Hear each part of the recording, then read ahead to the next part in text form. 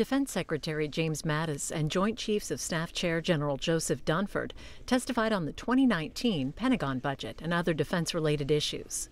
The Senate Armed Services Committee hearing is just under 3 hours.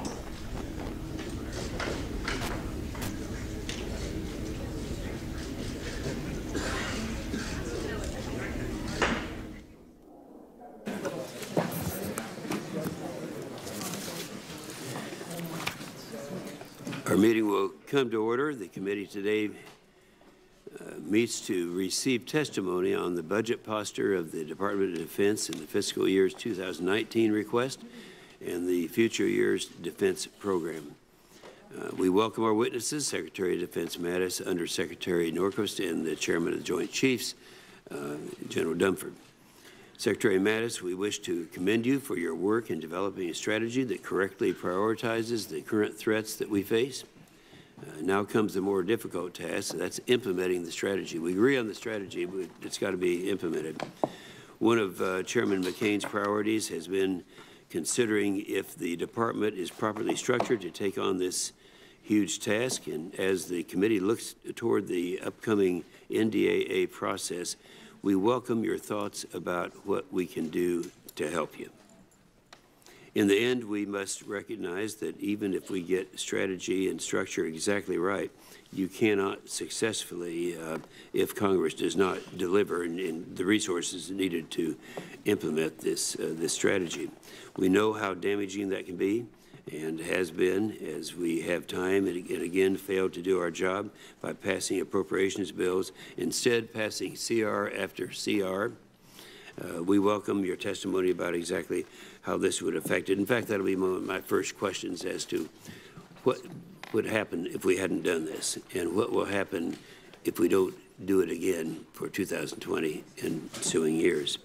This is especially important because we're not yet out of the woods on sequestration. Although we did come to a budget agreement for this year and the next, we still have to go back and try to take care of the problems that will be in 2020 and ensuing years after that.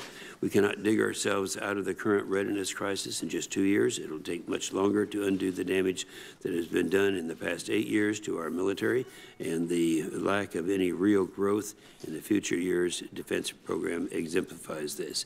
So we look forward to your testimony, and thank you for being here and for the great job that you continue to do year after year. Senator Reed.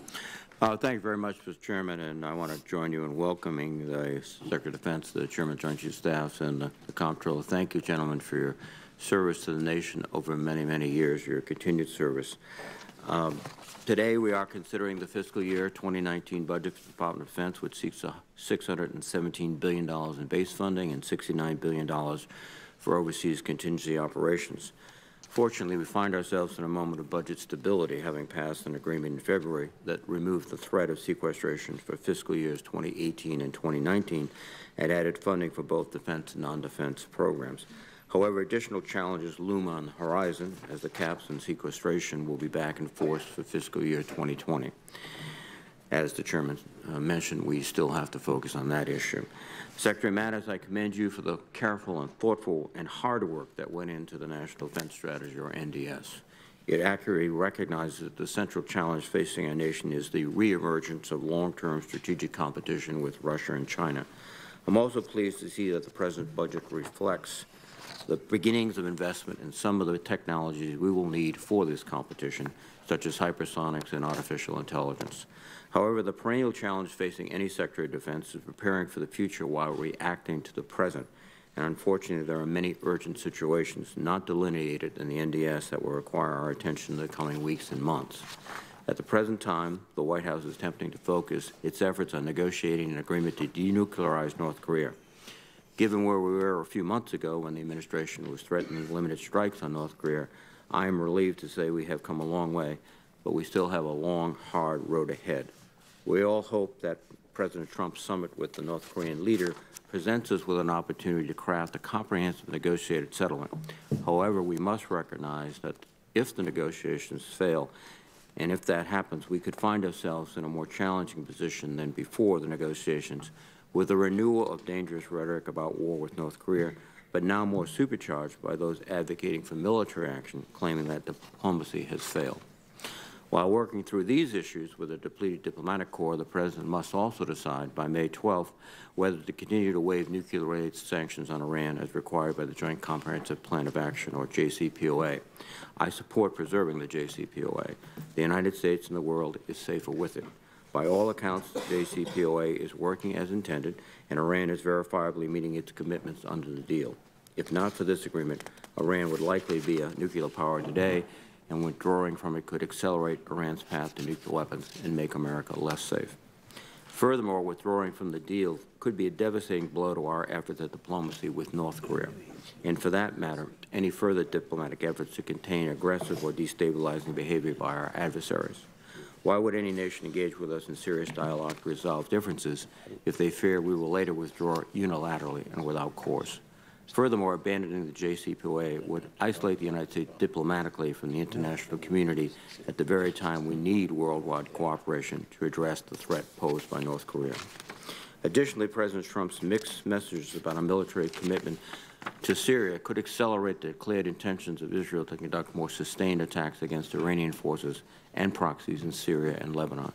The level of violence and Iran's reaction are unlikely to be restricted to Syria, and a confrontation, including Iraq, Saudi Arabia, and others in the region, is a real risk. If any of these situations becomes a crisis, it's going to take all the attention and resources of the Department of Defense. So I am interested in hearing more about how you plan to balance the present and the future. Turning back to the NDS, when we think about great power competition, we tend to think and plan for conventional conflict. But I believe we must take into account that much of the threat already posed by China and Russia is asymmetric. The growing Russian asymmetric threat below the level of military conflict continues to target the United States, our allies, and partners. Russia attacked the heart of our democracy in the 2016 presidential election through a Kremlin-directed hybrid warfare campaign using all tools of national power. Because we have failed to impose sufficient costs for this assault, not only has Russia not been deterred, it has been emboldened, and we are already seeing Russian attempts to interfere with the 2018 midterm elections. I'm interested in hearing what is being done to harden our defenses and develop a whole-of-government approach that utilizes both the military and non-military tools in our arsenal to counter this Russian aggression. We should also keep in mind that by next spring, the Congress will be debating whether to raise sequestration caps once again, as the Chairman mentioned. I have learned from my time in Congress that if you show me your budget, I will tell you your strategy. But what will happen to the NDS if we return to the Budget Control Act caps? This debate will be colored by concern about the debt, which was made worse by the $1.5 trillion debt finance tax cuts passed last year.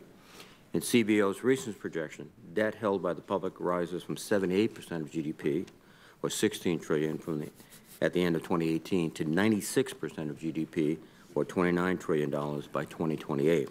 That percentage would be the largest since 1946 and well more than twice the average over the past 5 decades. The growing deficit and impending sequestration will have severe consequences. They will constitute a major distraction from thoughtful debate and responsible action on issues of national security. They will likely lead to stopgap measures like recurring continuing resolutions that disrupt planning at DOD and every other federal agency, and ironically add cost and inhibit readiness and modernization. If our nation's fiscal strategy does not take into consideration the need for revenue, deficit-driven measures like these will likely make it exceedingly difficult to follow through with a long-term strategy with regard to any serious challenge facing us from the international arena. Secretary Mattis, General Dunford, you've been consummate professionals. You've served in tumultuous times. We face many difficult decisions ahead. We're all gratified and indeed grateful that you are where you are. I look forward to working with you and all of my colleagues in a bipartisan fashion to help you and help us all resolve these issues. Thank you very much, Mr. Thank you, Senator Reid. And for our panel, we'll have all of your statement will be part of the record, but you're recognized for your opening statement, General Dunford. Let's start with Secretary. Well, Senator Inhofe, Ranking Member Reid, and distinguished members of the committee, I appreciate this opportunity to testify in support of the President's budget request for fiscal year 2019. And Joan Dunford and I are joined by Mr. David Norquist, the Department's Comptroller and Chief Financial Officer. And thank you for accepting my written statement. For the record, Chairman, I'm now in my second year as Secretary of Defense, and with your help, we have made steady progress during the past 14 months. I must note today's absence of Chairman McCain, a long-standing, respected, even revered member of this committee and one whose influence is deeply felt and echoed in our national defense strategy. In January, the Department published that strategy, the first in a decade. Framed within President Trump's national security strategy, the 2018 National Defense Strategy provides clear direction for America's military to restore its competitive edge in an era of re-emerging long-term great power competition. The Department next released the 2018 Nuclear Posture Review, which calls for America's military to provide a safe, secure, and effective nuclear deterrent that is modern, robust, flexible, resilient, ready, and appropriately tailored to deter 21st century threats and reassure our allies. In South Asia and Afghanistan, uncertainty in the region has been replaced by the certainty of the administration's South Asia strategy. Concurrently, in the Middle East, we have dramatically reduced ISIS physical caliphate using a coordinated whole-of-government approach that works by, with, and through our allies and partners to crush ISIS' claim of invincibility and to deny them a geographic haven from which to plot murder. Last month, thanks to the bipartisan support and political courage of Congress and the dedication of this committee, President Trump signed the omnibus spending bill that funds the government for the remainder of this fiscal year.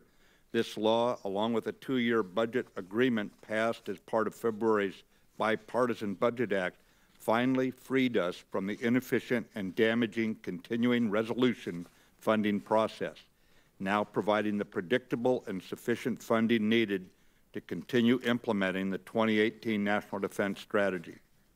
Our fiscal year 2019 budget requests the resources necessary to fulfill the Department's enduring mission to provide the combat-credible military forces needed to deter war and, if deterrence fails, to win in any conflict. These forces reinforce America's traditional tools of diplomacy, ensuring that the President and our diplomats negotiate from a position of strength. To restore our nation's competitive military edge, the FY19 budget funds our National Defense Strategy's 3 overarching lines of effort. First, to build a more lethal force. Second, to strengthen our traditional alliances while building new partnerships. And third, reform the Department's business practices for performance and affordability. Our first line of effort is to build a more lethal force. All our Department's policies, expenditures, and training must contribute to the lethality of our military. We cannot expect success fighting tomorrow's conflicts with yesterday's thinking, yesterday's weapons, or yesterday's equipment. As President Washington said during his first State of the Union address, to be prepared for war is one of the most effectual means of preserving peace. And today, our lethal military arm will enhance our diplomats' persuasiveness. The paradox of war is that an adversary will move against any perceived weakness, so we cannot adopt a single preclusive form of warfare. We must be able to fight across the entire spectrum of combat. The nation must field sufficient capable forces to deter conflict, and if deterrence fails, we must win. Following this logic, we must maintain a credible nuclear deterrent so these weapons are never used, and a decisive conventional force that includes irregular warfare capability. Preserving the full range of our nation's deterrent options requires the recapitalization of our Cold War legacy nuclear deterrent forces as initiated during the previous administration. Modernizing the nation's nuclear deterrent delivery systems and our nuclear command and control is the Department's top priority, and these programs are fully funded in the FY 2019 budget. The 2019 budget further funds enhancements to the U.S. missile defense capabilities to defend the homeland, our deployed forces, allies, and partners against an increasingly complex missile threat. In accordance with the soon-to-be-released 2018 Missile Defense Review, this budget requests continued robust support for missile defense capacity and capability to keep pace with advancing threats. The proposed budget will modestly increase the end strength for the Army, Navy, Air Force, and Marine Corps to restore readiness, adding 25,900 to the active and reserve force.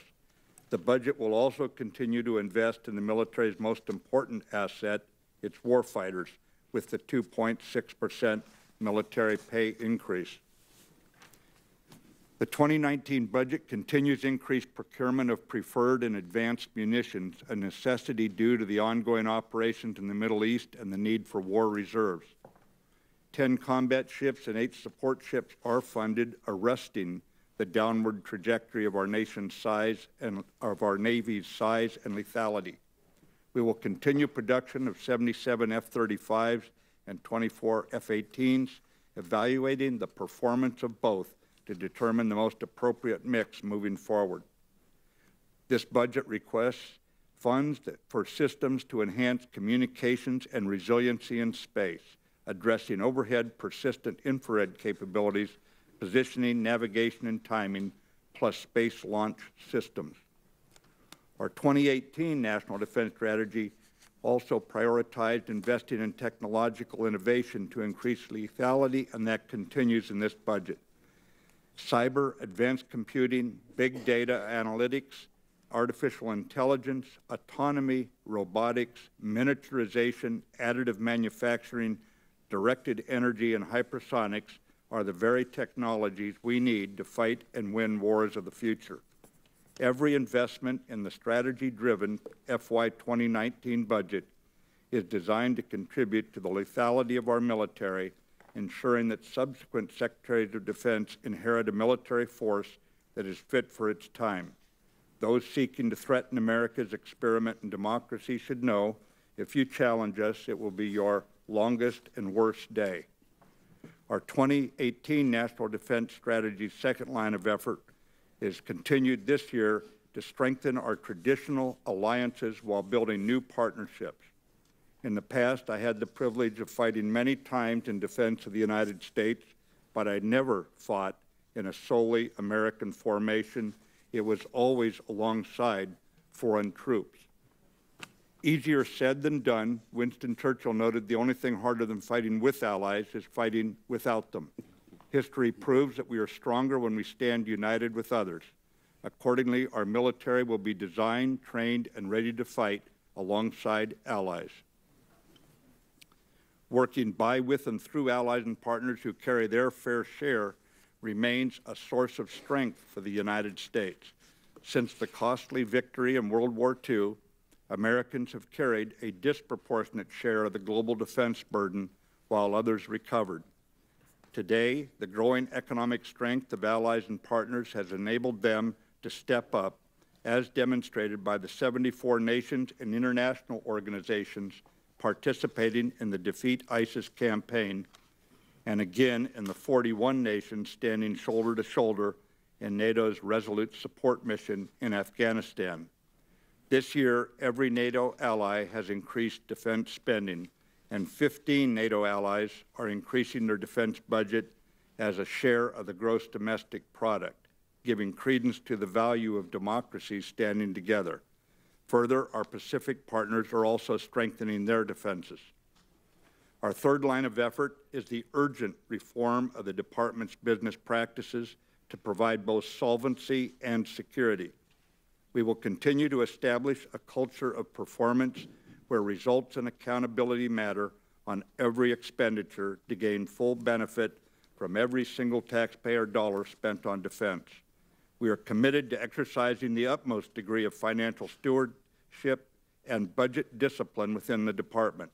In this regard, this year we will deliver our Department's first full financial audit in history. We will find the problems it reveals and take swift action to correct our deficiencies, thereby earning the trust of Congress and the American people. I am confident we have the right leaders in place to make meaningful reform a reality. Pat Shanahan as Deputy Secretary of Defense, Jay Gibson as Chief Management Officer, Ellen Lord as Undersecretary of Defense for Acquisition Sustainment, Michael Griffin as Undersecretary of Defense for Research and Engineering, Bob Daigle as Director of Cost Assessment and Program Evaluation, and David Norquist, who joins us here today as the Department's Chief Financial Officer. Each brings the intellect, the energy, and experience required to implement and sustain meaningful reform, ensuring the Department provides performance and affordability for the American taxpayer. The Department is transitioning to a culture of performance and affordability that operates at the speed of relevance. We will prioritize speed of delivery, continuous adaptation, and frequent modular upgrades. With your continued critical support, we will shed outdated management and acquisition processes while adopting American industry's best practices.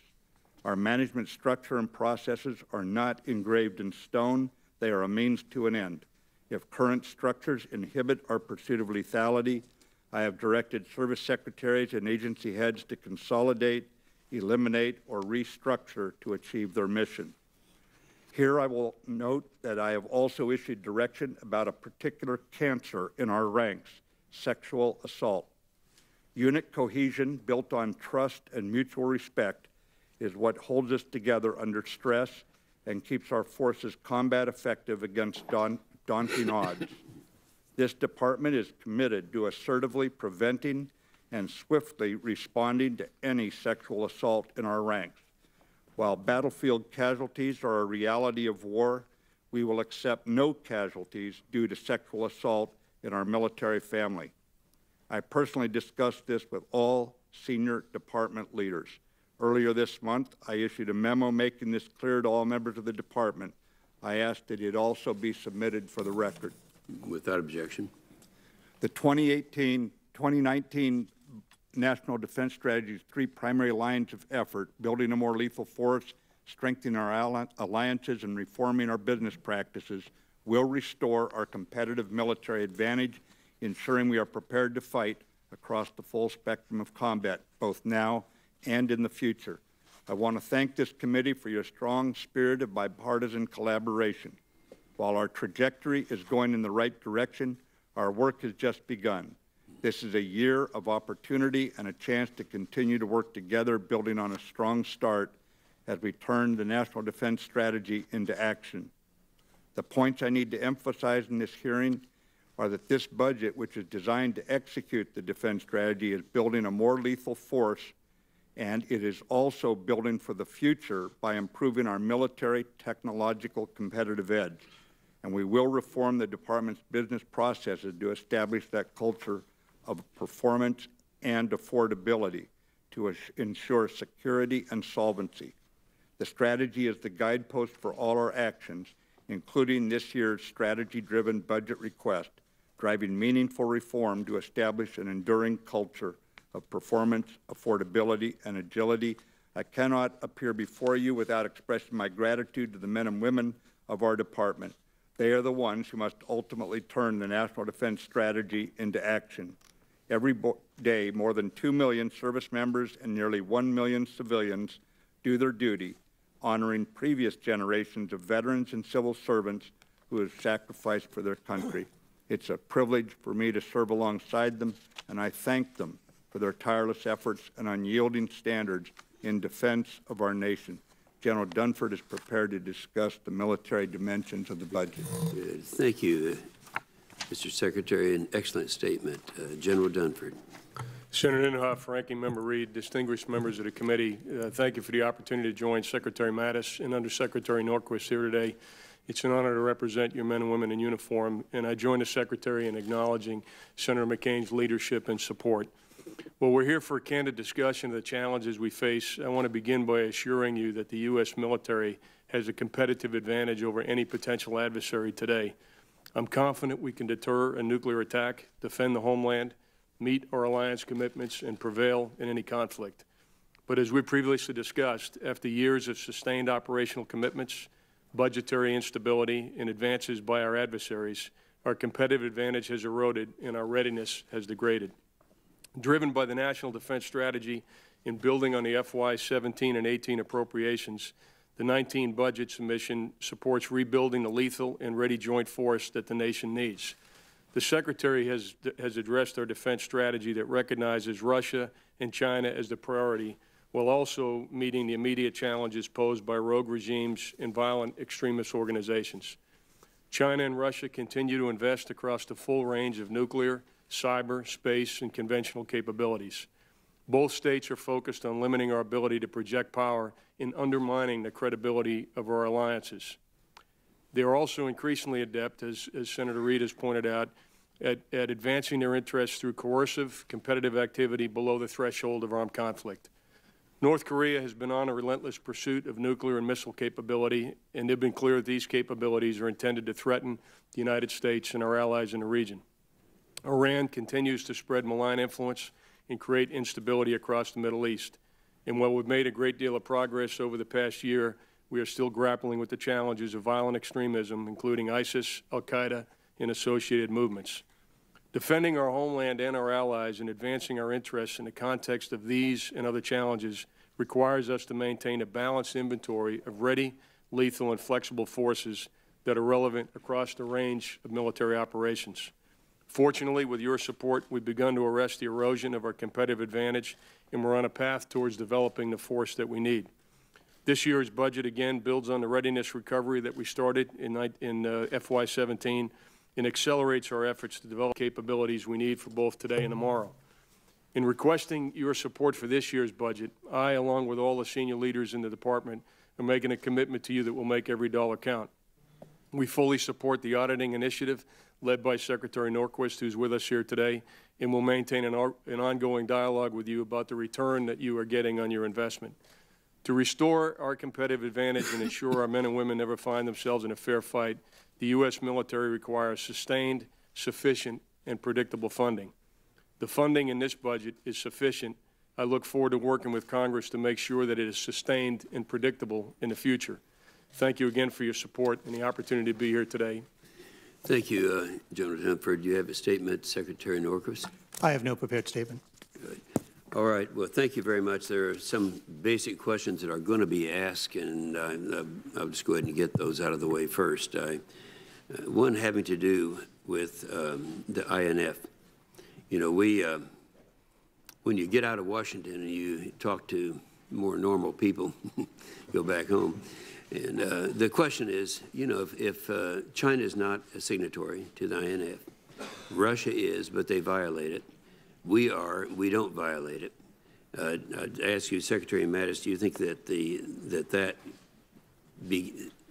currently, as it stands, becomes a unilateral limitation on the United States and our capabilities? Senator Inhofe, it could become a unilateral limitation on us. However, at this point, we are trying to bring Russia back into compliance with the INF. That does not address the entirety of your question, of course, being that there's only 2 countries that have signed this. Part of the reason we are taking some of the steps outlined in the nuclear posture review are to put Russia in a position to see a benefit to themselves to coming back in compliance.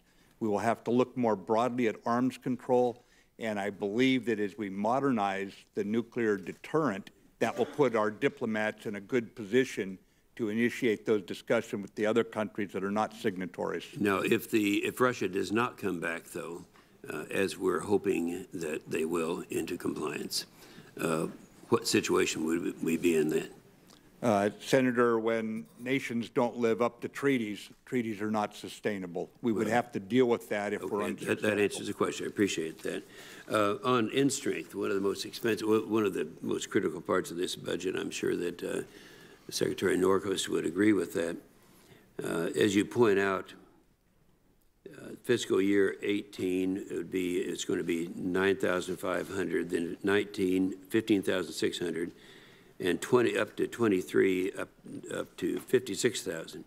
Now, it's already a problem in recruiting, and so I'd like to ask you, either you or the Secretary or General Dunford, are you confident we're going to meet these goals? Because it seems to me like you can only do it through 2 ways, either retention or recruiting. What are your thoughts about meeting these goals? Pretty ambitious.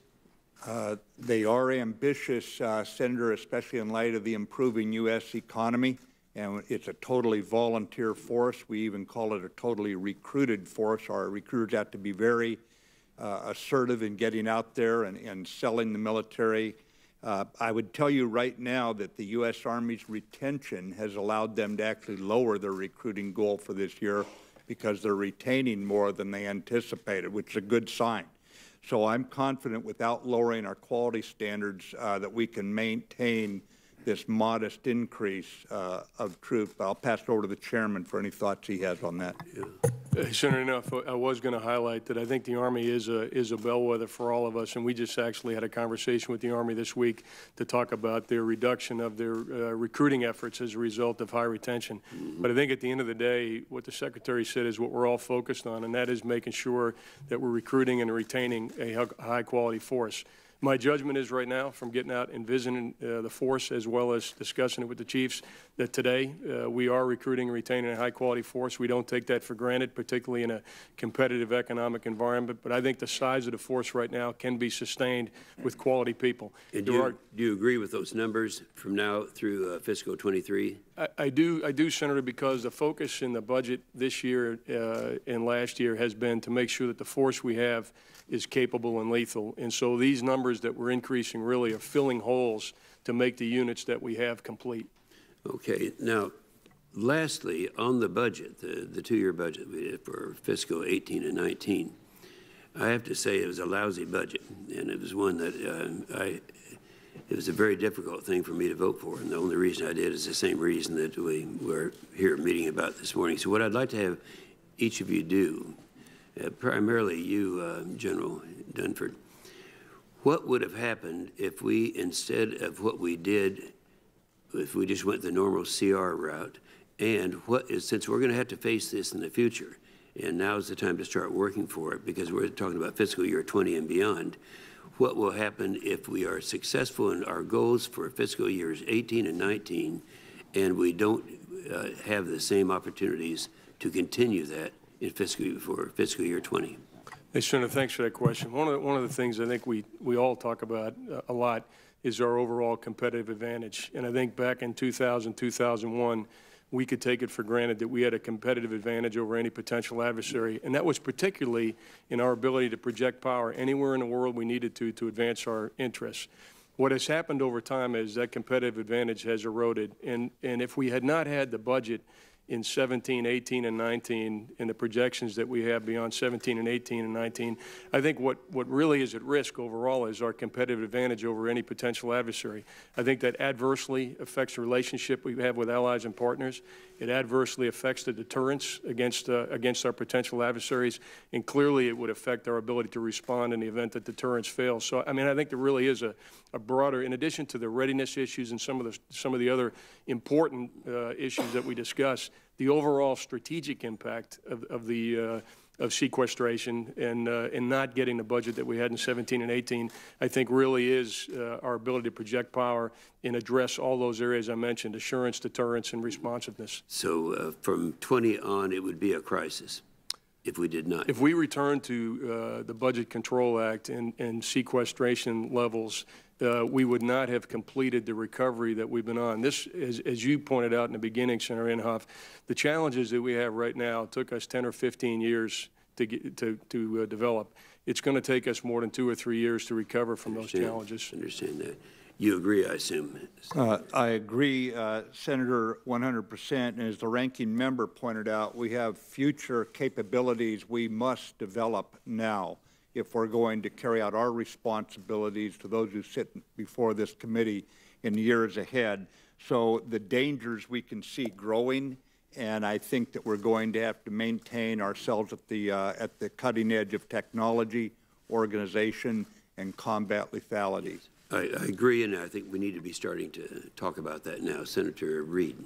Well, thank you very much, Mr. Chairman. And Ms. Secretary, in the wake of the annexation of Crimea and the activity in the Ukraine, Congress in the 2015 NDAA prohibited bilateral military cooperation with Russia, which at the time seemed to make perfectly good sense. At this moment, when we're in a very challenging situation in many areas of the world, would it make sense to review those provisions and give you more flexibility in ways in which you could conduct military dialogue with Russia in certain situations? Yes, Senator Reid, it would, and let me be very specific here. There is no national security waiver to what is referred to as the CATSA Act, the specific act that says that if another nation buys military equipment from Russia, then we will not sell them ours. There are nations in the world who are trying to turn away from formerly Russian-sourced weapons and systems like this. We only need to look at India, Vietnam, and some others to recognize that eventually we're going to paralyze ourselves. And so what we ask for is that the Senate and the House pass a national security waiver in the hands of the Secretary of State. I'm not asking for myself. Foreign policy is driven from Foggy Bottom. So if he has the waiver authority and I can go to him and show it's in our best interest, then we get an internal management of this process, but it keeps us from being boxed in by the Russians. Well, thank you, Mr. Secretary. Let me turn my attention now to Iran. At your confirmation hearing, Ms. Secretary, you indicated that when America gives her word, we have to live up to it and work with our allies, which was, in my view, confirmation of our the strategic needs to stay within the confines of JCPOA. What's your position today, Mr. Secretary? Senator, I can assure you there has been no decision made on any withdrawal from JCPOA. The discussions are ongoing in the national security staff and those of us who are charged with that responsibility of giving the President advice, and it's going on today as we speak. There are obviously aspects of the JCPOA, of the agreement, that can be improved upon. We're working with our European allies on it at this time, and again, the decision has not been made whether we can repair it enough to stay in it or if the President is going to decide to withdraw from it. I appreciate that, Mr. Secretary.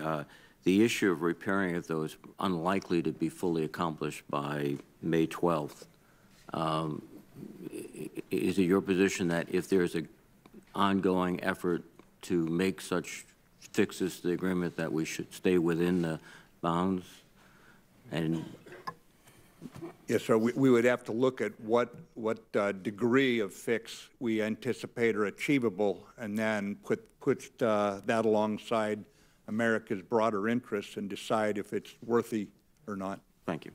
And Mr. Chairman, General Dunford, you similarly indicated that there would be consequences withdrawing from JCPOA in many dimensions. One would be our allies would be less likely to cooperate with us, countering destabilizing activities in the region, and you seem to indicate a preference for remaining within JCPOA. Is that still your position? Senator Reid, when I look at it through the military dimension, the thing that I have been bringing to the debate is making sure that whatever we do, we have a framework for dealing with all of the elements of the challenges we face from Iran. So it's the nuclear threat, it's the missile threat, it's the cyber threat, it's the maritime threat, and it's the sponsorship of proxies. So at the end of the day, it'll be the President's decision as to what the framework is for dealing with all those challenges. My role is to try to highlight those challenges and to make sure that whatever decision is made addresses them as effectively as we can. Thank you, General. Mr. Secretary, there has been an unfortunate escalation of a cycle of violence between Israel and Iran and their proxies in Syria, beginning in February with the shooting down of Iranian drone over Israeli airspace, which is appropriate, and then strikes against targets within Syria, which seem to be Iranian, Hezbollah, cooperative endeavors that could pose a danger to Israel. Is there a significant risk of escalation at this moment that would not only engulf Syria but spread throughout the region? Complex question. I believe the short answer is yes, Senator. I can see how it might start. I'm not sure when or where. I think that it's very likely in Syria because Iran continues to do its proxy work there through Lebanese Hezbollah there and over into Lebanon. And so I could imagine this sparking something larger. One other, if I may, just quickly, the Assad regime continues to consolidate its position. One area which is still under the control of rebel forces is the southern border against Jordan. If they move there, which some people indicate they might, would that be another sort of pressure point in terms of not only Jordanian but Israeli counter-reaction? Yes, Assad's continued presence and his forces' presence, sir, in light of what they've done over several years to their own people. And then when you look at them hosting Lebanese Hezbollah, any kind of position like that along the southern border is a direct threat against Jordan, against Israel, and it's something we're going to have to address. We're trying to do that through the diplomatic process, the UN process. It's referred to as the Geneva process, but to date that has not been availing. Thank you very much. Thank you. Thank you, Senator Reid. Senator Wicker. Mr. Secretary, just a quick follow-up on a question Senator Reid asked. Can you give us any guidance as to when a decision might be made about the JCPOA? Yes, Senator. I believe it'll be made before the 12th of next month. Thank you. Mr. Secretary, The SHIPS Act makes the 355 ship Navy the official policy of the United States of America. This enacts in statute a requirement that came down to us from the admirals and generals, and not something that we arrived at here at the congressional level. Do you agree that the 355 ship requirement is now the official policy of the United States? I do, Senator. And in terms of getting there, the target date was an unacceptable period in the 2050s. Recently, a decision was made to extend the lives of some destroyers. That moves it to the 2030s. What do you need from us, and what are the plans in the Pentagon for moving that date even earlier? Well, as we try to balance the force, sir, if you gave me all the money in the world, I'd go for it in the next 5 years, of course. Right now, we're trying to balance inside the administration. 10. Yes, sir. But for right now, we're trying to balance solvency and security, because solvency is critical to the long-term national security of our nation. But at the same time, we're asking for this year 3.1% of GDP, and we believe the nation can afford that and perhaps even increase that. That would depend, of course, on the level of taxation you're willing to put in, because we should not be growing the national debt further. But at the same time, what part of that tax base you're going to commit to national defense. I believe we're moving toward a more maritime strategy in terms of our military strategy to defend the country. It's the nature of our time, and so I'd be supportive if the Senate found a way to increase the shipbuilding budget. Work with us on ideas about getting there, sir. Let me just ask you then my final question. The RAND reports concluded actually some very alarming verbiage, that the United States military would have difficulty deterring and defeating a Russian conventional attack in the Baltics. The committee has previously received testimony that U.S. ground forces are outranged, outgunned, and overmatched. Our own General Scaparrotti, the commander of U.S. European Command, has testified that, quote, the ground force permanently assigned to EUCOM is inadequate to meet the combatant command's directed mission to deter Russia from further aggression. Now, the chairman of the Joint Chiefs just testified that that we still have a competitive advantage over any adversary, and that our strategy is designed to keep that strategy from eroding. So I don't want to scare the American public, and I don't want to alarm our allies. But is General Scaparrotti correct? Is the RAND report correct? Is it a little more alarming than our chairman of the Joint Chiefs just said about an eroding competitive advantage? Senator, I believe that we can all see the growing threat that Russia has chosen to be. It has chosen to be a strategic competitor. NATO opened the door to a partnership of sorts.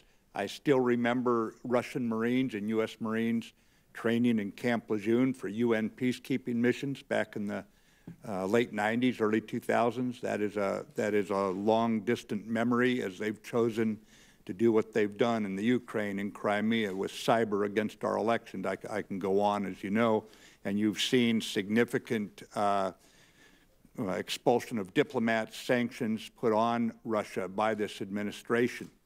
I believe we do have a competitive advantage today. It's important we expand it over the Russians. They have a geographic advantage that my geographic combatant commander is rightly looking at, but looking at it more broadly, as we address this, America is more capable than any nation of expanding the competitive space against something like a ground attack into the Baltics. And there's a number of ways, symmetrical and asymmetrical, we can make this a very, very tough problem for the Russians. We do that by, with, and through the NATO alliance, by, with, and through our whole of government effort, everything from Treasury Department to the State Department. So I think you have to look beyond the geography, is my point, Senator Wicker, to get the whole understanding of the situation. I'm not dismissing any of General Scaparotti's concerns, but we have strengths. Thank you, sir, and thank you, Mr. Chairman. Thank you, Senator Ricker. Senator McCaskill. Thank you, Mr. Chairman. Sometimes I feel like a broken record on contracting, but it is with, I'm going to try to keep my blood pressure down during my questioning today, because today we are issuing a report from the minority staff on the Committee of Homeland Security and Government Affairs looking into another egregious contracting problem at the Pentagon. I would ask that this report, Fast Cars, Easy Money, be entered into the record, Mr. Chairman. You see for, without objection. I first would like a commitment from you, General Dunford, that you will read this report in its entirety. I'll do that, Senator, and I am familiar with the report and with your engagement and what the Army has done as a result of your engagement. Secretary Mattis, will you read the report, please? No reservations. I'm a voracious reader of these kinds of things. I know you are. Secretary Norquist. Always enjoy reading audit reports, Senator. Okay. Well, you and I... You're the only one that could say that. You and I have that in common. And if the audit reports had been read on a timely basis, we wouldn't have taxpayer money paying for a Bentley, Alfa Romeo, Aston Martin, Porsches, for executives of a subcontractor on the legacy contract in Afghanistan. We wouldn't have the CEO and the COO's wives getting salaries of averaging $190,000 a year with absolutely no evidence of them doing any work.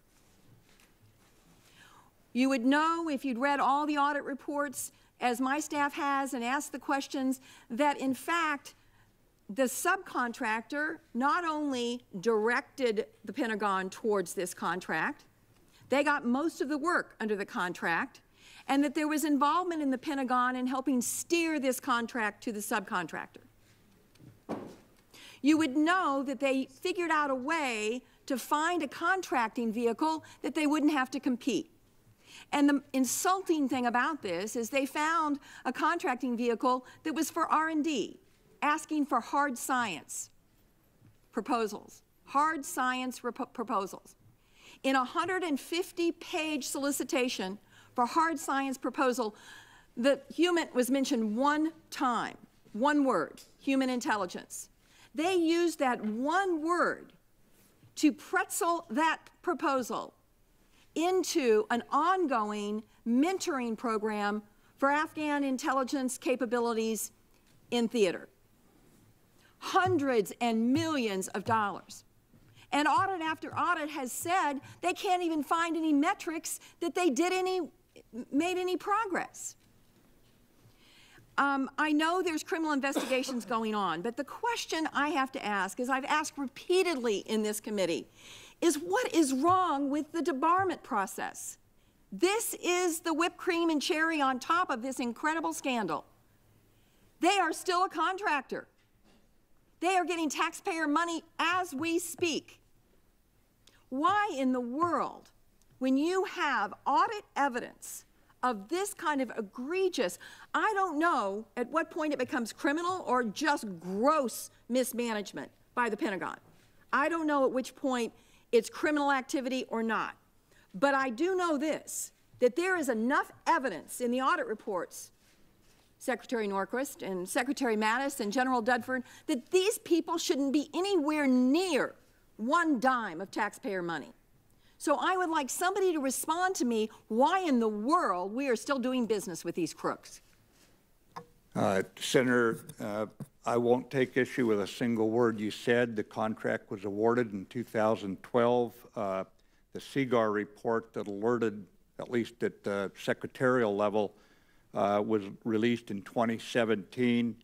There is the ongoing investigation, and because it may result, will likely result in criminal charges, we can't go into a lot of detail in public because we're not supposed to when something's under an investigation. But there's not a word you just said that I would take issue with. I really appreciate that, Secretary Mattis. And there's two things I would ask for you and of all of you, and I would hope that I could get answers on those as quickly as possible. And if it has to be in a setting where we can talk about the criminal investigation, one is how quickly they can be debarred, because there's nothing in the law prohibiting you from debarring them right now. There's nothing in the criminal investigation that requires a wait for debarment. So I want to know how quickly they can be debarred. And secondly, I want to know a list of everyone who currently works for the United States military who should have had hands on this and didn't. Whether it's a Corps representative or whether it's somebody at this office that this bizarre contract came out of. Clearly somebody over there said, hey, we can use this and we can get you the money. These guys have burrowed in. They've burrowed in at the Pentagon. I've seen this before. And you guys know what happens. Somebody builds a relationship, and before you know it, hundreds of millions of dollars are flying around, and frankly, nobody's paying close enough attention. Somebody's head's got to roll on this.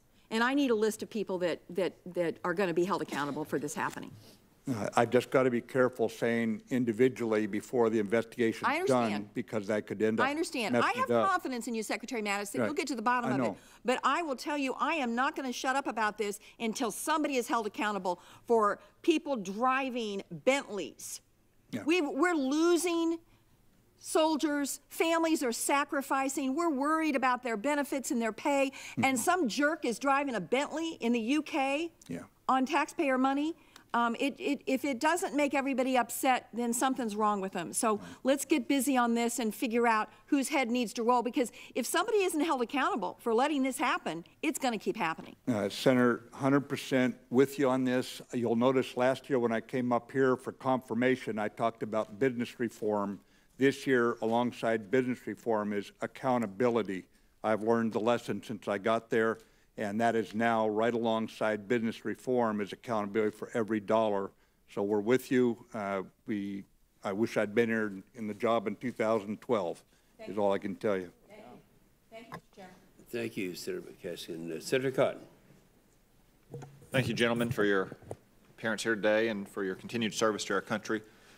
Secretary Mattis, I want to return to a few points you made in your opening statement about the budget picture, both the budget levels and certainty. So this Congress passed a 2-year budget a couple months ago. We passed a spending bill that implemented the first year of that budget. That means we have one more year on that 2-year budget to pass. How important is it to the Department of Defense that the Congress pass a DOD appropriations bill in a timely fashion this summer, as opposed to having a continuing resolution as we approach the end of this fiscal year on September 30th? Senator Cotton, one of the ways we avoid the situation that Senator McCaskill just brought up is having a methodical approach to reviewing every dollar going out. Obviously, the narrower the window to spend the money, the increased workload during that period. So it's critical. And I think that budget certainty also reverberates into American industry as we try to rearm the country with the modern capability.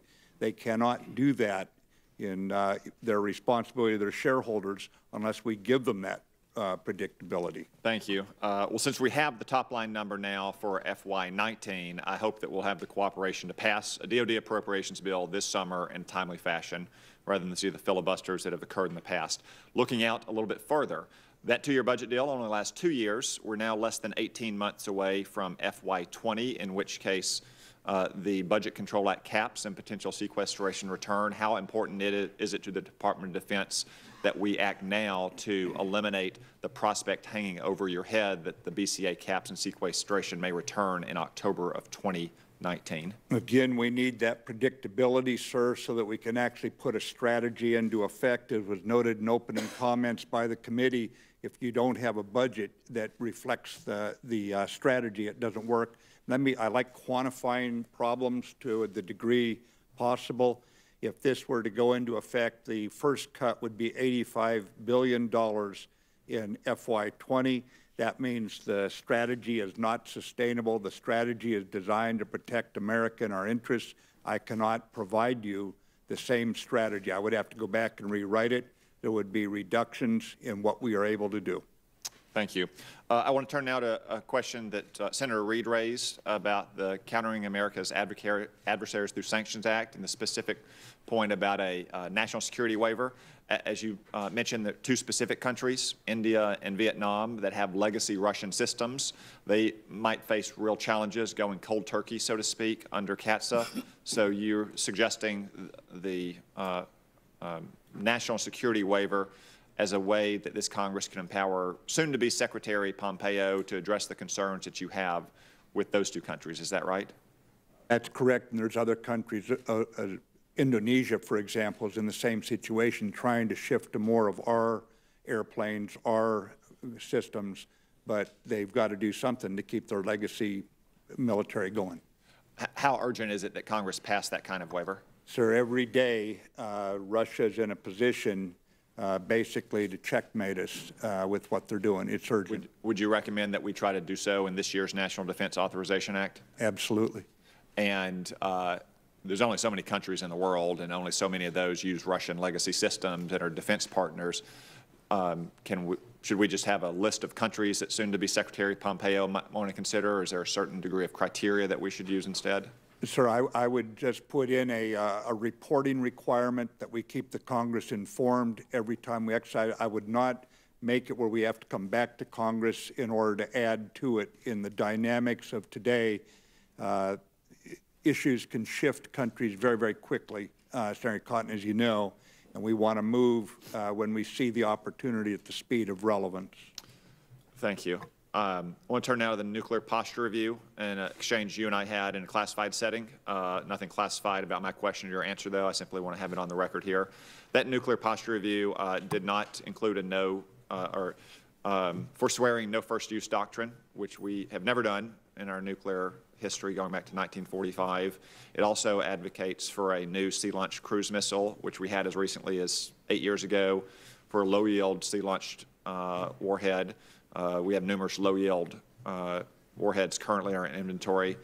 The bottom line, Secretary Mattis, is there any concept, doctrine, or capability in the new nuclear posture review that is novel or inconsistent with 73 years of nuclear doctrine and practice for the United States? No, sir. It is a continuity of our nuclear deterrent framework that you see, but it's also an adaptation so that that deterrent is fit for anyone who thinks that they've created something that they could then give us the option of either surrender or suicide. We want to make certain the deterrent works against any attempted use of these weapons. Thank you. Thank you, Senator Cotton. Senator Shaheen. Thank you, Mr. Chairman, and thank you, Secretary Mattis, General Dunford, and Secretary Norquist for being here and for the work that you do every day for this country. Secretary Mattis, the National Defense Strategy de-emphasizes the importance of counterterrorism and counterinsurgency operations. There have been, however, a number of reports lately that have suggested that we are actually expanding our special operations footprint in Africa. Report over the weekend about the drone base that's being built in Niger. Can you talk about what the mission, the long-term mission of our troops in Niger is, and how we're going to measure the success in accomplishing this mission? I think it's particularly timely given that the report on the deaths of our 4 servicemen in Niger is coming out this week. While at the same time we are de-emphasizing irregular warfare, counterinsurgency as the primary challenge to us, as the realities of other nations that are choosing to be strategic competitors raise their game. At the same time, as we pointed out, the paradox of war is the enemy always moves against your weak area. So in terms of counterinsurgency in particular, we are going to do this fight by, with, and through allies because most of the time they know the terrain better. It's an intensely, I would call it, fight among innocent people in many cases. It's a fight where cultural understanding is important. Our special forces are ideally suited for that sort of thing, working with foreign forces for what we call foreign internal defense. The last administration in Africa began the airfield construction, And you need to understand here that had the French not moved when they did in Mali, if they had waited, as President Hollande put it in those days, if they wait for the international community, Mali is going to fall. So they moved quickly in, and since that time, the last administration and this administration, by, with, and through our allies, support the French leadership. They have over 4,000 troops there. The number we have there has grown. Many of them are construction troops that are constructing the airfield. They will come out when that construction is done, and we will continue to support the French leadership of the African nations that are fighting Boko Haram, Al-Qaeda in the Maghreb, forces like that, and what we call the Trans-Sahel. And so do you see us continuing to expand the footprint in Africa and sending more troops there? I do not see any significant increase. There could be temporary increases as we work with a counterterrorism force in one of the countries that need to be brought up to a higher level of capability because the enemy is trying to move out of the Trans-Sahel into their area. As you know, it's a transnational enemy, so we have to be able to react. But I don't see a significant upgrade. Again, it's by, with, and through allies. That is not something that calls for large numbers of U.S. troops. The French, for example, are providing by far the bulk of the troops in that part of the world. I understand that NATO is not going to rule out invoking Article 5 of its charter should one or more member nations find themselves under a serious cyber attack. Can you clarify under what circumstances Article 5 might be invoked in the case of a cyber attack? Well, it would be a hypothetical, as you understand, Senator, but I think that as we come to grips with cyber, if they get to the point of having a massive attack with cyber, I mean, one that threatens life, that shuts off the power to hospitals and communities in the middle of winter, obviously that would be a significant, attack. But it would have to be weighed against all the other things that could be done, too. Even then, it doesn't mean the only response is military. There might be better economic responses to whoever did it. As you know, attribution is always a challenge in these things. So we'd have to make sure we're firing on the right target, whether it be with economic sanctions, with military responses, or whatever it took. But it would be something, I think, to go into the Article 5 arena, it would have to be very significant. Thank you. There have been a number of comments made by the President in the last month or so about withdrawing troops from Syria. Mm-hmm. If we withdraw our troops from Syria now, will we have finished the fight against ISIS? Yeah, right now, Senator, we are not withdrawing. You'll see a re-energized effort against the Middle Euphrates River Valley in the days ahead, and against the rest of the caliphate, the geographic caliphate. You'll see increased operations on the Iraq side of the border, and the French have just reinforced us in Syria with special forces here in the last 2 weeks, and this is an ongoing fight right now. So we need to stay there in order to finish the fight against ISIS. We're there with the other 70, I think it's 73 nations and international organizations, NATO, Arab League, Interpol, plus 70 of the most important nations on earth in terms of capability. We're continuing the fight. We're going to expand it and bring in more regional support is probably the biggest shift we're making right now. Thank you. Thank you, Mr. Chairman. Thank you, Senator Shaheen. Senator Sullivan. Thank you, Mr. Chairman, and gentlemen, thank you for your exceptional service. I think it gives us a lot of confidence on some of the big challenges we have before us. In particular, I want to commend you, Mr. Secretary, General Dunford, on the National Defense Strategy. As you probably see here from Senator Reid's comments and others, there's a strong bipartisan support for that document. I think that's a really important achievement, and so thank you for that. In particular, the emphasis on allies in the document, in the National Security Strategy document, is very important. It's certainly, as you've mentioned time and time again, Mr. Secretary, one of our most important strategic advantages. We're an ally-rich nation, and most of our adversaries or potential adversaries are ally-poor. Are we in Congress doing enough, and is the Trump administration doing enough to deepen our current alliances and expand them, as you so frequently talk about? And what more can we do if we're not? Right. The most immediate effort is what Senator Cotton brought up here about the CATSA and getting a national security waiver so that we can embrace new allies or partners when they're ready, basically, to see the way forward alongside us. That would be a critical enabler. Are we doing enough? Some journalist who didn't have a very rich nightlife called and she told me that I used the word allies 124 times in the National Defense Strategy. We noticed. Yes, sir. It's not subtle. It's not meant to be subtle.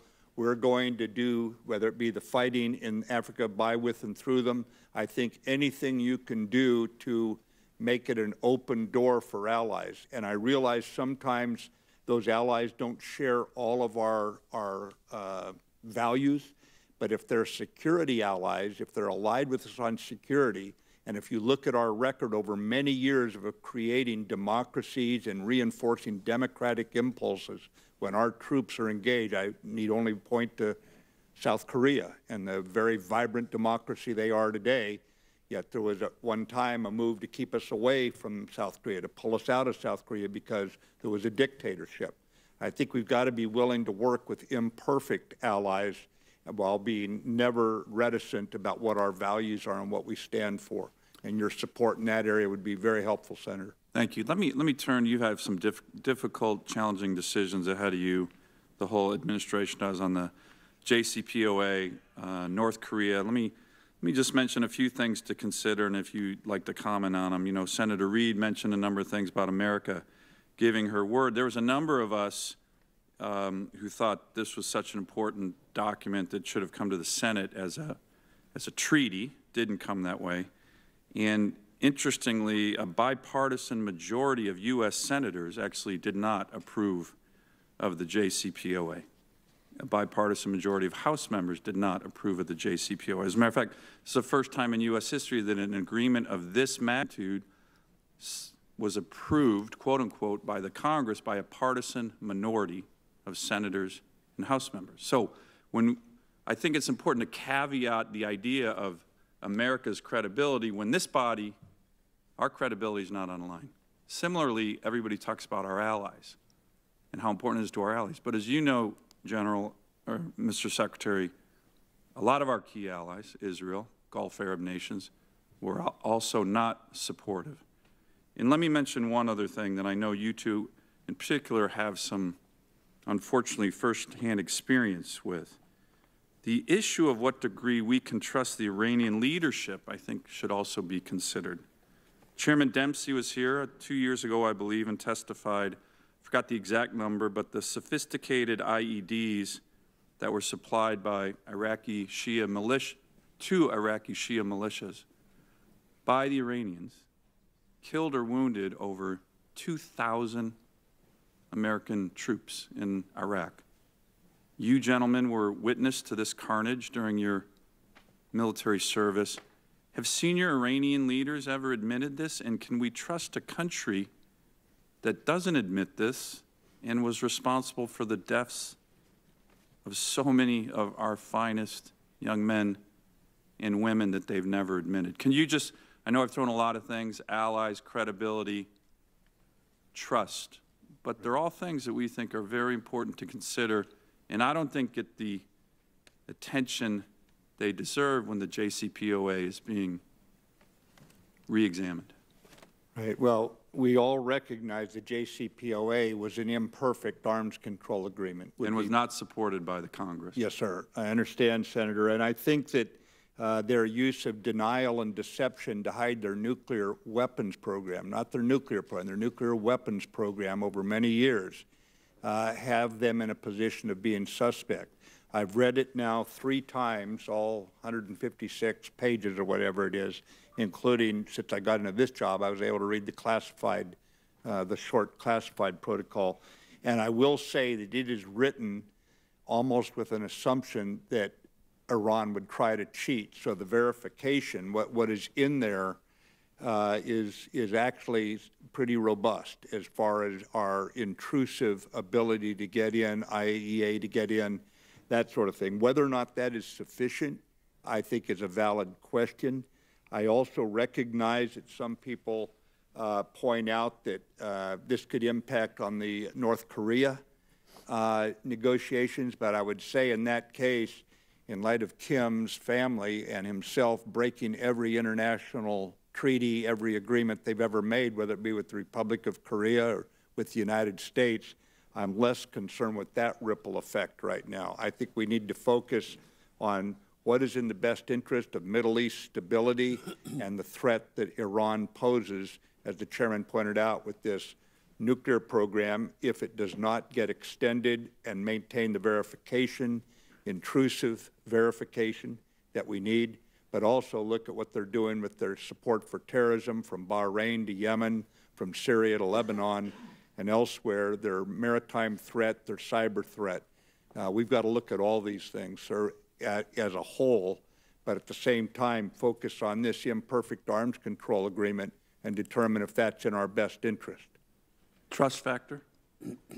I think trust but verify would be an exaggeration. I think it's distrust and verify. Thank you. Thank you, Senator Sullivan. Senator Gillibrand. Thank you, Mr. Chairman. General Dunford, your fellow chiefs have told me that they are not aware of any instances of issues with unit cohesion, morale, and discipline as a result of open transgender service. Have you heard of any such incidents? Senator, thanks.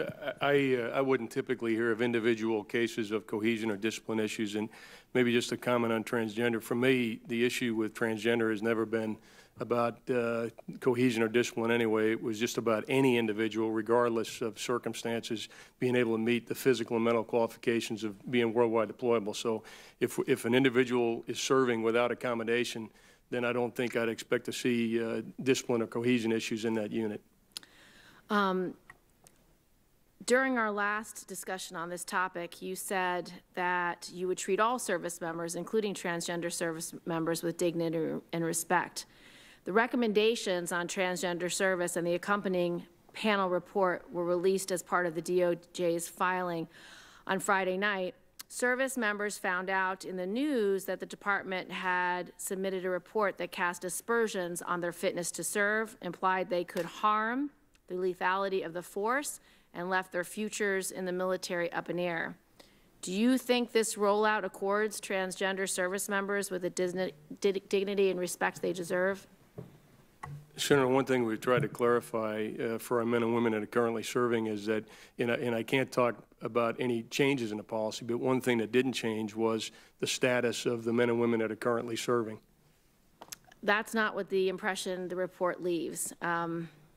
Do you know whether this has created anxiety among these troops? Have you met with any transgender troops given this report? I have not since the report was released, Senator. I recommend that you do so you are more informed.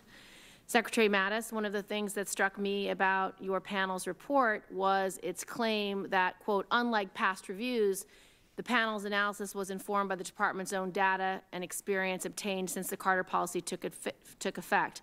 That's why I've been asking the chiefs about unit cohesion. In fact, General Milley put it, with regard to the Army, as precisely 0 instances of units with less unit cohesion, morale, and discipline. I'm very concerned about this report because it says that there is, quote, scientific uncertainty surrounding the efficacy of transition-related treatments for gender dysphoria, yet the American Medical, Psychological, and Psychiatric Associations have all said the report misrepresents what is the scientific consensus when it comes to gender dysphoria and transition. In fact, despite the report's stated concerns about deployability of transgender service members because of gender dysphoria or associated medical care, a report being issued today by the Palm Center here, which I'm going to give to you so you can read in full, says that, quote, out of 994 service members diagnosed with gender dysphoria in 2016 and the first half of 2017, 40% deployed in support of Operation Enduring Freedom, Operation Iraqi Freedom, or Operation New Dawn, and only 1 had an issue during that deployment. It appears that this report report that your department has issued is not based on the department's data or science, but rather, quote, potential risks that the authors cannot back up. And in fact, this seems to me to be the same uninformed and unfounded concerns that led to the opposition of repealing Don't Ask, Don't Tell, integrating women into the military, integrating African Americans into the military. And I think you need to do a lot more work on this topic to inform yourselves. What is so different about transgender service that makes you think that through the data and medical science don't justify it, transgender service will harm the readiness and lethality of our force? Well, Senator, I regret that the way you characterize it. I would remind you that when I came into this job, I said I don't come in with a preordained or agenda to change something.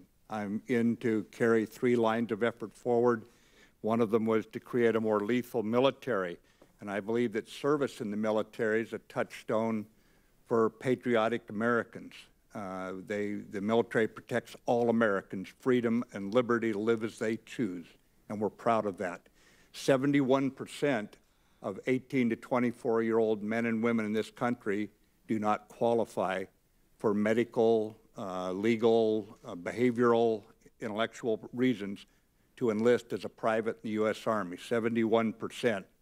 In this case, I was meeting with the service chiefs and the chairman, not as the Joint Chiefs, as service chiefs last spring, and they were asking me questions because we were coming up on the advent of the induction of transgender. And they want to know how they were going to deal with certain issues about basic training, about deployability. And I said, didn't you get all this when the policy came out, the Carter policy, we call it? They said, no. And I said, well, did you have input? They said, no, they did not. So I convened that panel. That panel was made up of combat veterans, the vice chiefs of the services, and the undersecretaries, and they called together transgender troops. They brought in commanders of transgender troops, and they brought in and listened to civilian and military medical experts who have provided care for transgenders both in the military and outside. And I gave my 44-page advice. I'd like to have it entered, Chairman, for the record. And a list of all experts you consulted, please. Pardon? I would like a list of all the experts, medical experts that were consulted for that report, please. Okay. Right now, this is under litigation. I'll see what I can provide, or when I can provide it, I'll do that, Senator. But at the same time, I'm basically, my responsibility is to give the best advice I can for making a lethal force. And I think that right now the Carter policy is still in effect, and we have the 4 cases being litigated. Why these issues like this would not come to service chief level, generally, unless it was a very, very, I would call it newsworthy situation. And reason is that under the Carter policy, the reporting is opaque. We cannot report that a problem emanated from a transgender. We cannot, under the Carter policy, do that. So the question you've asked the service chiefs and the chairman are ones that right now the Carter policy prohibited that very information from coming up because it's private information, and it's specifically called out in his policy statement. So it's impossible for them to have responded to you. And I would just say that right now we look at medical conditions. If gender dysphoria has anxiety or it has some kind of depression, we don't allow anyone in with that. I would have to make a special category that said you can have these disqualifying factors only if you're transgender, and then we can bring you in. I think you understand why we have not chosen to do that. Thank you. Senator Fisher. Thank you, Mr. Chairman. Secretary Mattis, in last year's NDAA, Congress required the Department to evaluate whether existing cruise missile systems could be converted into ground-launched version as part of our response to Russia's violation to the INF Treaty. The Department's response, which was a letter from Undersecretary Lord, was sent to the committee 2 weeks ago. and it states that DOD is in the early stages of identifying the system requirements and is therefore unable to conduct an assessment at this time. I know the Department is moving forward on a broader effort beyond just a ground-launched cruise missile, but I am concerned about the urgency of our response because, as we both know, we can spend the next 3 years defining requirements and analyzing alternatives and not conduct any actual research and development. So I would just ask, what is your expected timeline for moving forward on this, and have you set any kind of internal goals to ensure that we don't spend years in this preliminary stage? Right. It's a very applicable question. What we are doing right now, as you know, we once had a sea-launched cruise missile, nuclear cruise missile. We took those off after the Berlin Wall and the years afterwards off the Navy ships. So by going back to a weapon that we had before, there's a fair amount of already sunk technology costs that we won't have to redo, won't have to come back up and ask for again. I need to get back to you on the specific timeline, but remember what we're trying to do here, Senator, is to put our diplomats in the strongest position to force the Russians back into compliance. I've been personally engaged with a Russian, high-ranking Russian on this issue, and I would just tell you that the NATO allies are also increasingly taking this message to Moscow.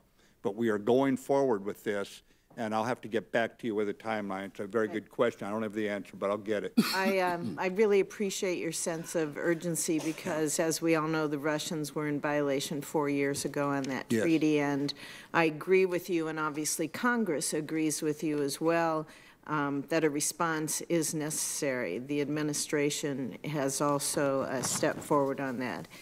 So thank you. Also, Russia continues to expand the scope of its malign activities in Syria. It's building up installations, it's aiding the regime, it's expanding its footprint in the country. And recent reports have also suggested that Russian forces are jamming U.S. unmanned aerial vehicles. They're conducting electronic warfare operations against the EC-130 aircraft. Are the Russian forces actively harassing American forces in Syria? And what do you believe is an appropriate response if you agree that they are? I cannot target the responsibility to the Russians right now. As you know, it's a crowded battlefield, and it's also got Iranians there, and of course the regime forces as well. But you notice as we go forward with we've so far sanctioned 189 individuals in Russia, and we're looking at those who have, we've also, as you know, thrown 60 of their diplomats out, and economic sanctions are going to be obviously looked at for future violations as well. So we have an asymmetric way, an indirect way of going back after them and making them pay. Right now in Syria, we have an odd and somewhat open and never interrupted deconfliction communication line that has worked pretty well to make certain we don't run afoul of one another's forces or one another's operations. They are not coordinated. They're deconflicted in either time or space, mostly in space. The river, for example, the Euphrates, divides our activities in some cases.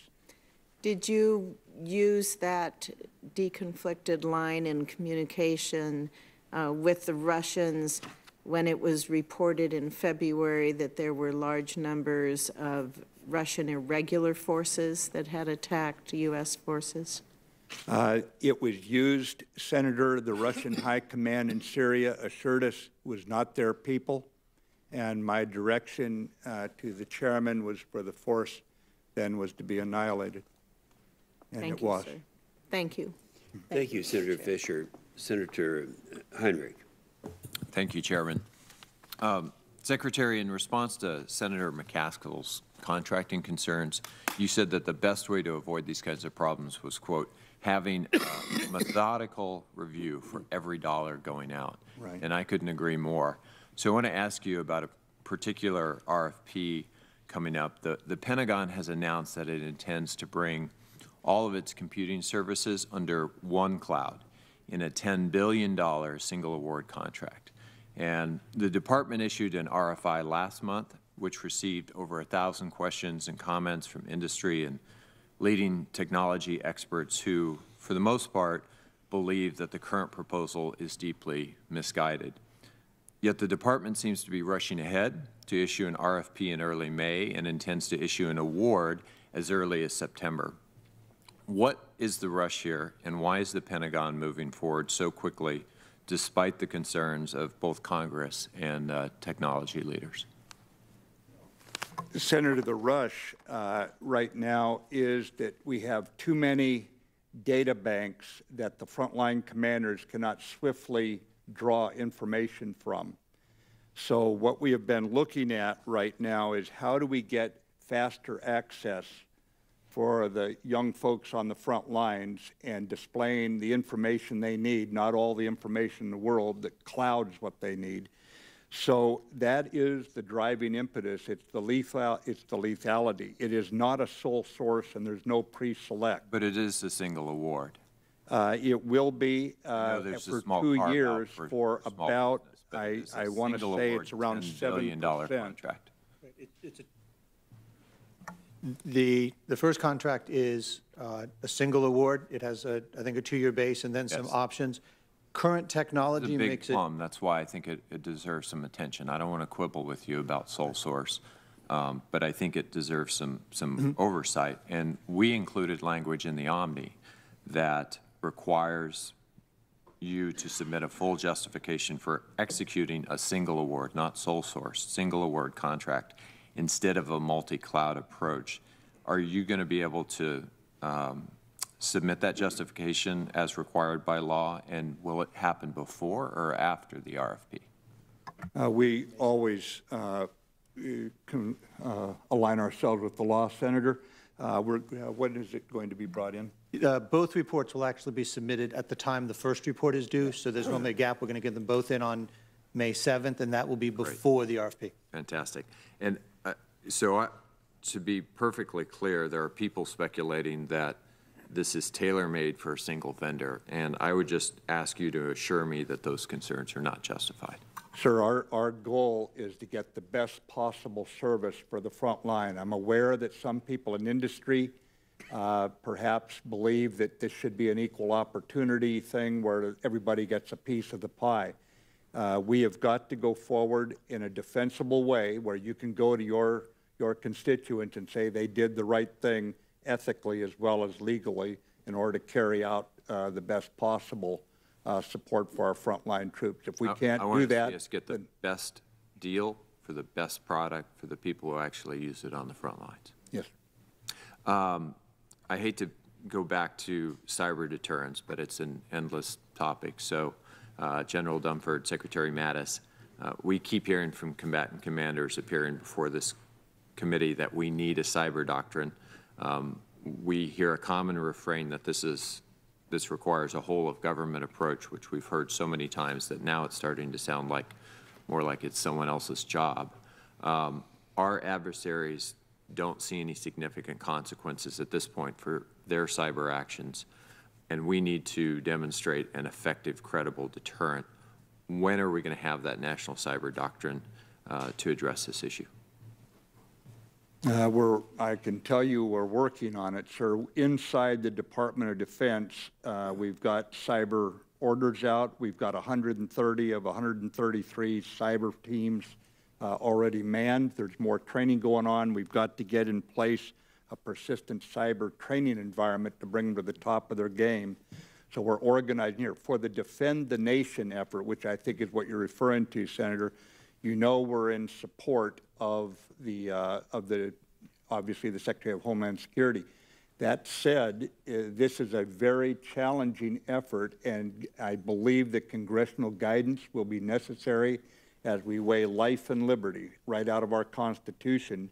And what role do you want the military to play inside the United States in a defense mode? And I think this is something that you need to lead us on. because this is not our normal operating location unless there's, as you know, a forest fire or insurrection. We don't do this stuff. We stay focused overseas. So I think the more clarity we get from the Congress, the better, and I think we have to work with the executive branch, all of us there, including the Secretary of Treasury, for example, and the Secretary of Energy. It's a very big issue right now. We're going to have to break it down into bite-sized pieces, and from the authorities that start here in the spirit of Congress to guide us, we can go forward on this. We need to get started then, Chairman. Thank you. And Senator Perdue. Thank you, Mr. Chair. And I'd like to echo the Secretary's opening comments about expressing our gratitude to our folks in uniform around the world. The best of the best is out there on the wall. General Dunford, in your testimony, you now are calling space a contested domain. In your words, potential adversaries view our alliance on this domain as a vulnerability they can exploit, and they're increasingly challenging our competitive advantage in space. You know, for the last, few decades, we've used space as a scientific endeavor where our potential adversaries in the last decade have been using it as a potential military domain, obviously. China in 2007 conducted an ASAT, anti-satellite missile test. It was successful and threw thousands of pieces of debris into that orbit. 16, they put up a so-called space debris clearer that could clear that in supposed terms, but also could potentially wreak havoc on our satellites. Even DNI Coates talks about any future conflict would occur with Russia and China would see this potentially be the first opening salvo, would be an attempt to take out our satellite capabilities. We now see China with a snuggler satellite capability that's being talked about publicly. And a particular concern, DNI Coates' words, a particular concern Russia and China could continue to launch experimental, in parentheses, satellites that conduct sophisticated on-orbit activities, with at least some of which are intended to advance counter-space capabilities.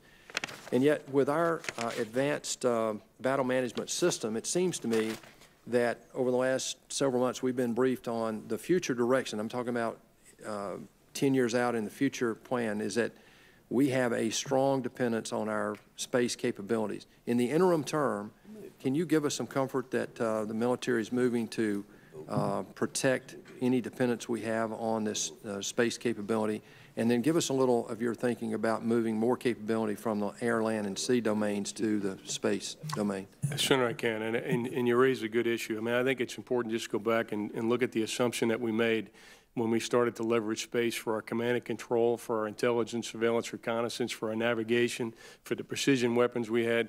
We made an assumption that space would be uncontested.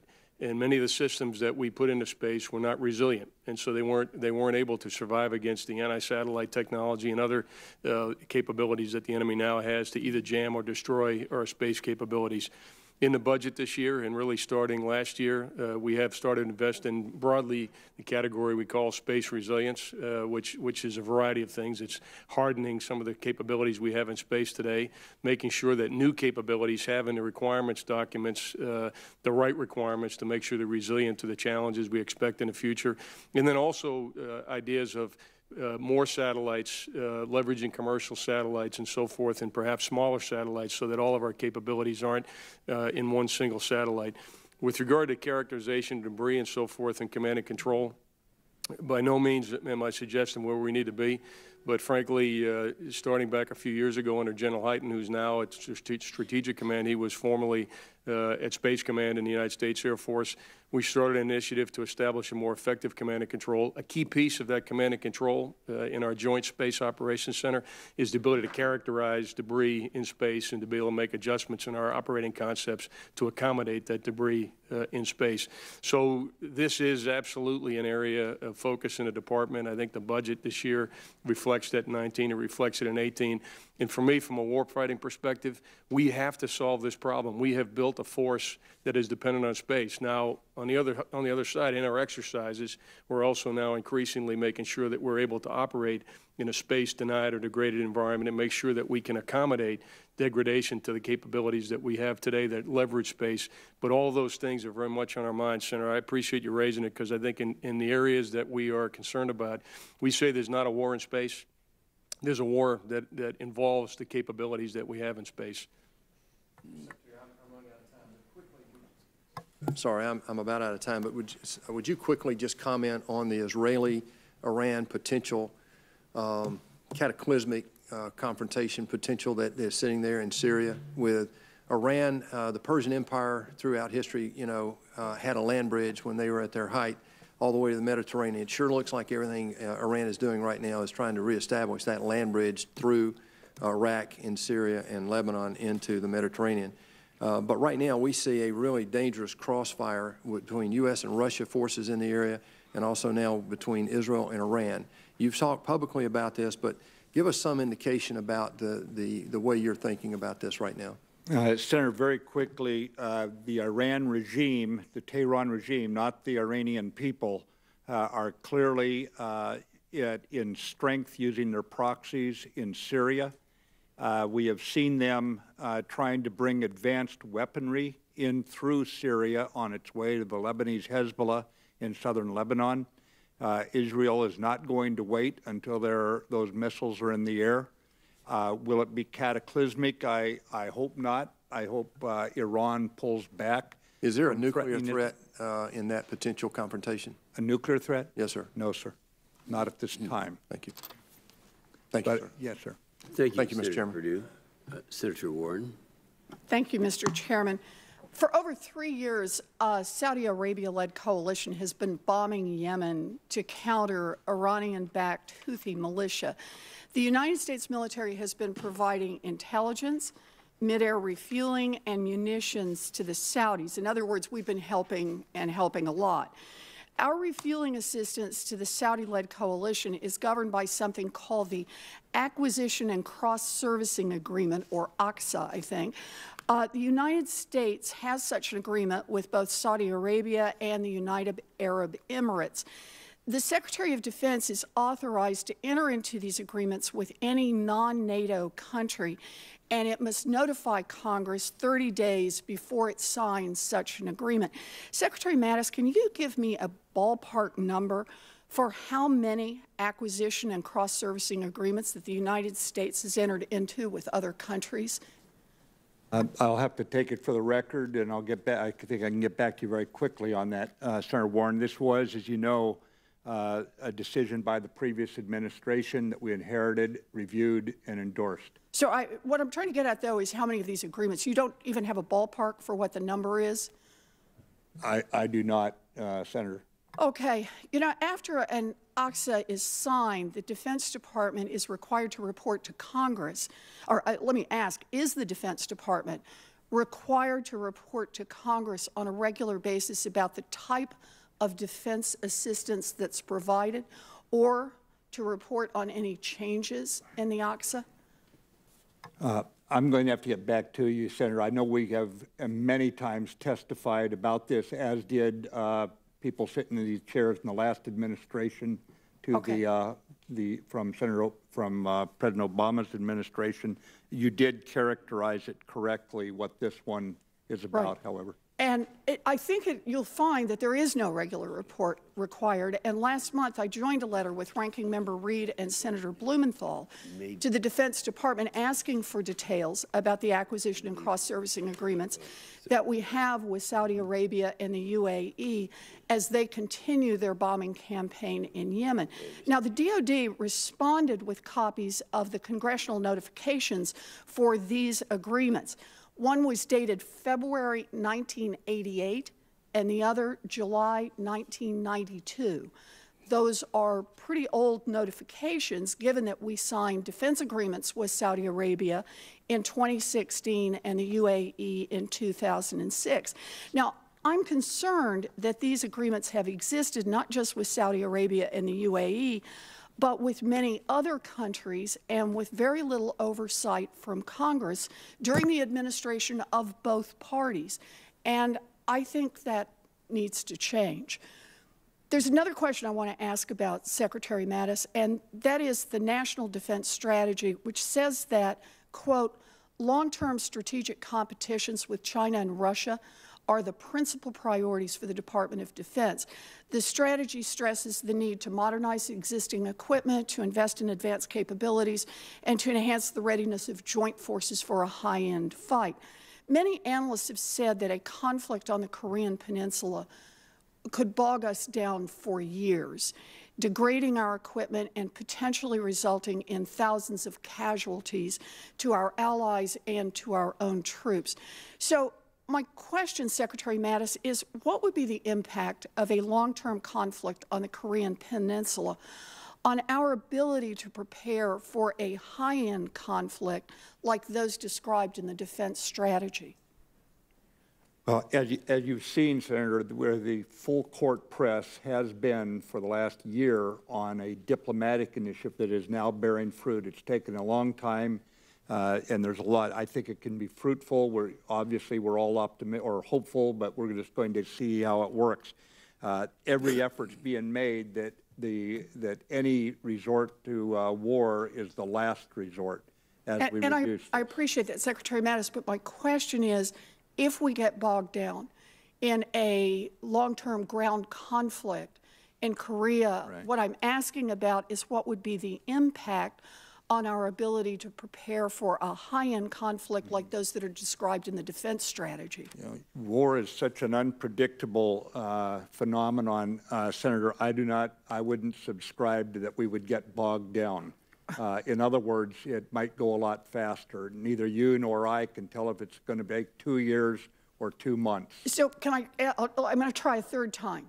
If there is a long-term conflict on the Korean Peninsula, what impact would that have on our ability to prepare for a high-end conflict like the kind described in the defense strategy? It would be distracting, Senator. More than distracting? Well, if you look at what's happened over the irregular fights over the last 15 years, you get a sense of what happens when you're distracted over that time from focusing on the primary threat. But we are not going to do that. The Senate is or the Congress has reorganized the department, and we now have an undersecretary who focuses on nothing but research and engineering for the future. And so he will continue what he's doing. The department will continue those efforts. Obviously, this will be a distraction of enormous proportions. You know, I will point out that last week I asked the nominee for Pacific Command, Admiral Philip Davidson, the same question, and he put it differently. He said any long-term conflict has significant financial costs and costs around the globe and people costs within the armed services. So I'm concerned about what would happen if we were in a position with both. But let me just say, Senator. Good. I am very glad to hear about your commitment to a diplomatic solution with North Korea and that we not get bogged down into a long-term conflict there. Thank you, Mr. Secretary. We've been committed the entire administration's time, ma'am. Yes. Thank you, Mr. Secretary. Senator Ernst. Thank you, Mr. Chair. Gentlemen, thank you very much for your continued service to our country. Secretary Norquist, thank you and your team very much for sitting down with me not all that long ago to review the DOD audit and your progress there. I am very glad that you enjoy reading those audit reports. So thank you for your work on that. And Senator, I appreciate your interest in the subject. Thank you. Very much. General Mattis, the Truman Carrier Strike Group, the Truman Carrier Strike Group just recently departed from Norfolk, and we wish them well.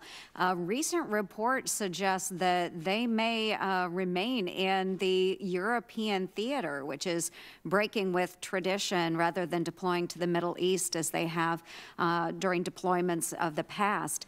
Can you speak about the need to make our military less operationally predictable and how we can posture our joint force to truly make our adversaries counter us in the multi-domain? Yes, I can, Senator. Naval forces, by their very makeup, very composition, are naturally agile forces that can be deployed anywhere. In the past, we have focused on simply maintaining a forward presence. Now, with the National Defense Strategy saying that we are going to focus on large power, great power competition, it means that without breaking the families and without breaking the fleet or the field forces of the Army, the Air Force, whatever, we are going to make certain they're capable of deploying and fighting at a higher level of capability. What that means is the chairman, under his global integrator role, where I have given him the authority with my oversight, civilian oversight, to maneuver forces around in a manner that makes us strategically reliable as an ally to our allies, but operationally unpredictable to our adversaries. And this is part of making certain that we get out of acting with our Navy like we're a shipping line and get back into acting like a Navy. And I greatly appreciate that. Thank you. I think anything we can do to keep our adversaries off kilter, we need to do that. So thank you. As well, we've been talking a lot about the National Defense Strategy, and General Mattis, it does reference expanding, in quote, expanding the competitive space. Russia has been very, very successful in competing with the United States below the threshold of actual conflict in what we call the gray zone. They have been very aggressive through their military posturing. They've used political influence. They've done information operation campaigns. What does expanding the competitive space mean for competitions with Russia? We're going to have to be able to compete across all the domains of warfare, and we had two of them on this planet, land and sea, for several thousand years. In the last 100 years, we added the air component, and in the last 10 years now, or 5 years, we're really focused in on the cyber domain and the outer space domain. We're going to have to be able to compete there, but there's more than that. America is still a great beacon of hope to people who want to run their own lives. We support sovereignty and territorial integrity. We don't believe nations should be requiring tribute from other nations using the statement of one belt, one road. We don't believe that Russia has a veto authority over the countries along its periphery or has any right to change international borders through the force of arms. And so we're going to have to be able to compete across diplomatic, economic, information, energy lines. And we are engaged in that on a routine basis in the sit room in the White House as we orchestrate and integrate this effort. Very good. Thank you very much. And thanks for the reference to DIME as well. I think it's really important. And then the FY18 NDAA included a provision to provide assistance to our partner forces to support U.S. special operations combating irregular warfare threats. Have you identified additional resources or new authorities that will help support those lines of effort, especially when we're trying to counter malign Russian influence? I have not seen where we don't have the authorities we need, whether it be through the NATO support that you're aware of and you fund. We are expanding the Special Operations Forces, mostly niche capabilities. It's not a wholesale, everything in the Special Forces being expanded. But let me just ask the Chairman to weigh in on this. There is, Senator, in the European Defense Initiative, a Special Operations component to training and exercises as well, if you're talking specific to the European theater. Yes, absolutely. Thank you. Thank you, gentlemen. My time has expired. I appreciate your continued service. Thank you. Thank you, Senator Ernst. Senator Peters. Thank you, Mr. Chairman. And gentlemen, once again, thank you for your testimony here today. Secretary Mattis, as you and I have spoken on many occasions about advanced technologies, particularly artificial intelligence, and how those types of technologies will radically change warfare and how we fight wars in the future. And we also know that our near-peer adversaries are working very aggressively on acquiring these as well. That it is certainly critical for us to be working on it with a great deal of attention. So my question to you, though, Secretary Mattis, is that I know the Department is working on establishing a joint artificial intelligence center. Could you talk a little bit about that and give us some detail as to what you're thinking about?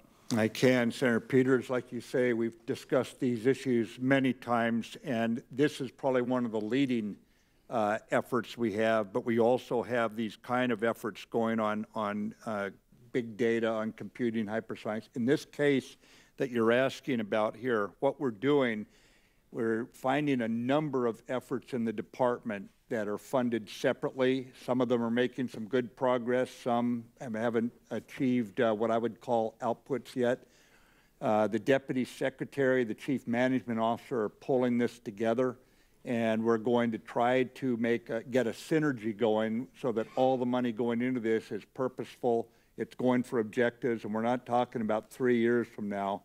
We're talking 3 months, 6 months now. What are we doing to get these processes underway to deliver capability in the near term?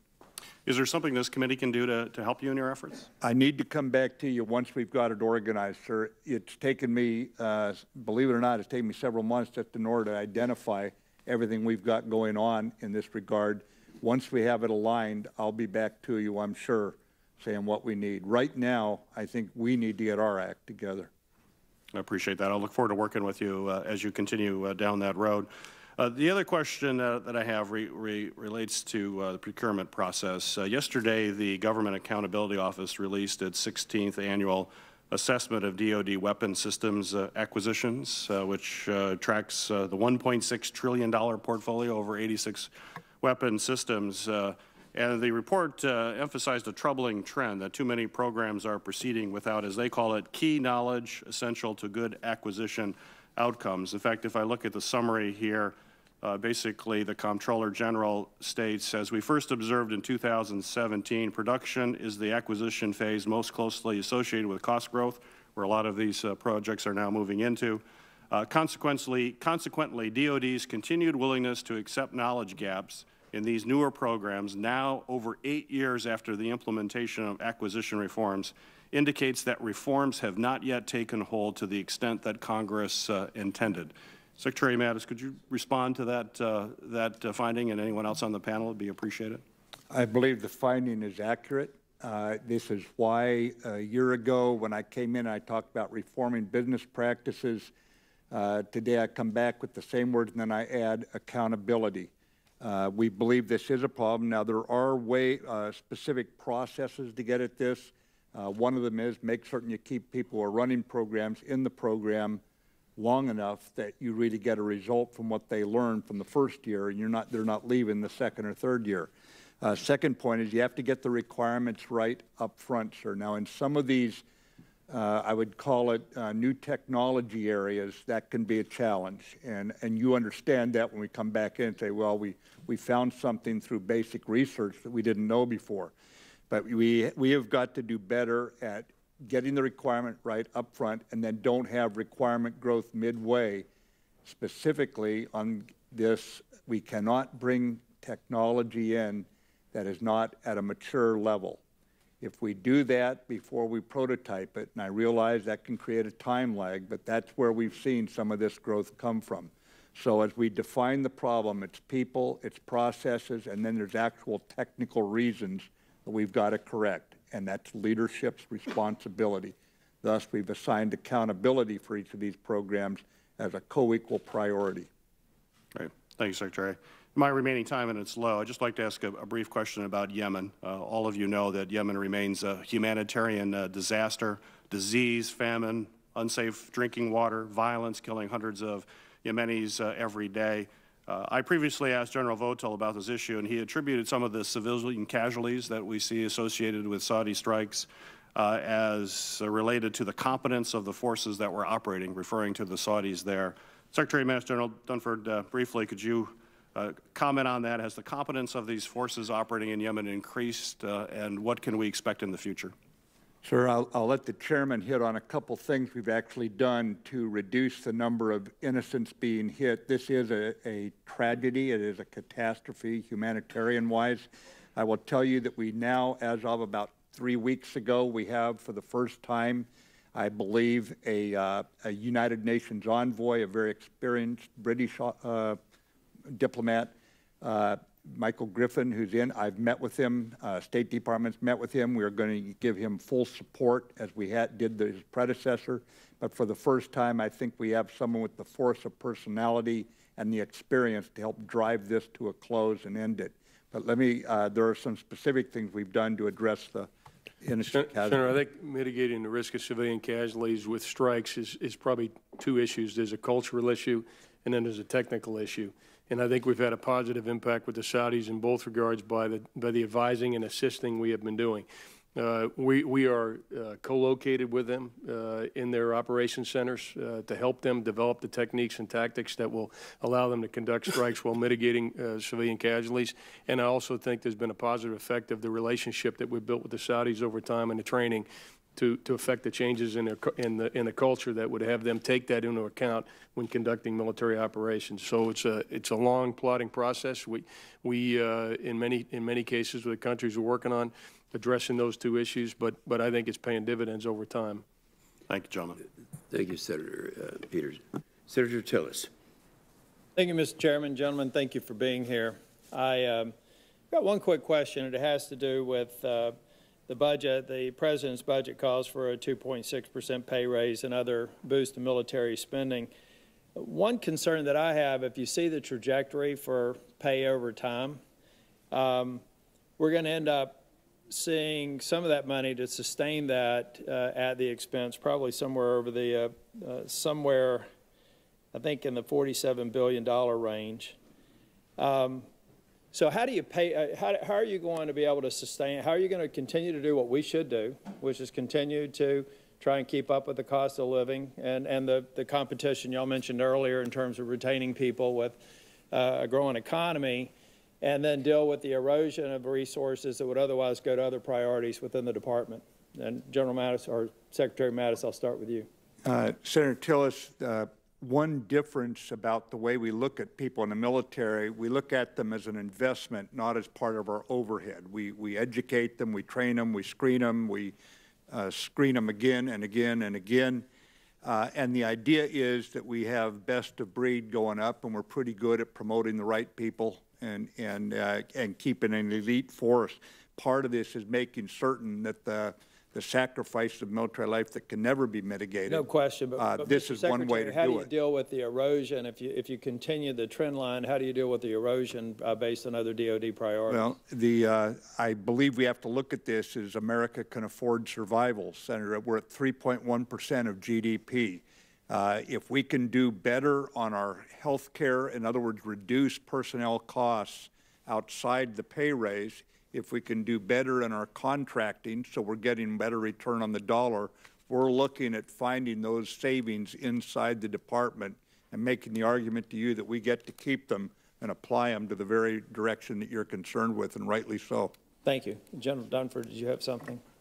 Senator, I'd just say, I think, as you know, the pay raise this year was benchmarked against a pretty consistent index that we've used over time with the ECI, and while acknowledging the challenges we'll face in balancing compensation with the other pieces of the department, I do believe, and we had a discussion about it earlier, I do believe that we're in a very competitive market right now for high-quality people.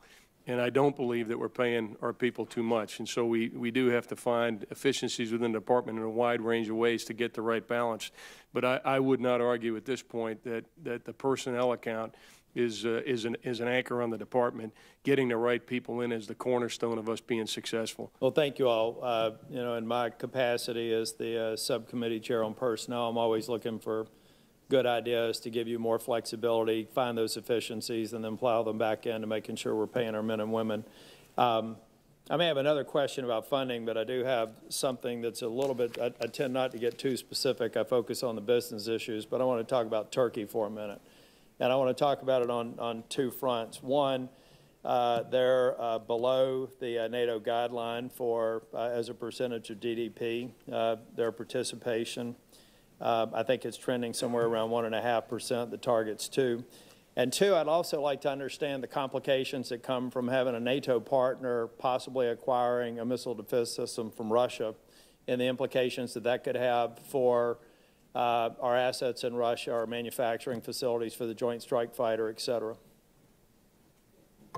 As you know, Senator Tillis, Turkey is the only NATO ally with an ongoing insurgency inside its own country. We assist them as all of NATO does. We've got Spanish and Italian anti-missile batteries in Turkey to protect them against any Iranian threat.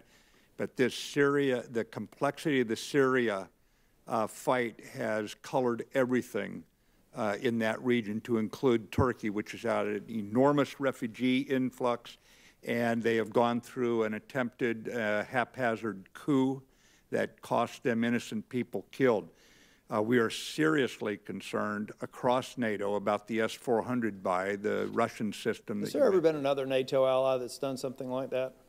Well, to a degree, as you know, the Eastern European countries that were equipped with Russian equipment. Well, they had a legacy environment, but I mean, after you've gotten past that, I'm not aware of any. Would-be adversary, has that ever happened? I'm not aware of any. Is it also? I know I can't do you all's job, but it is also. Aren't there other complexities just based on the inherent infrastructure that comes with that system with respect to our own intelligence, safety, and security within there? Look, I agree. We need to protect Turkey. We need to help them make their homeland safe. But this seems like to be an outlier, unlike any time that's happened since NATO was established. Is that an overstatement?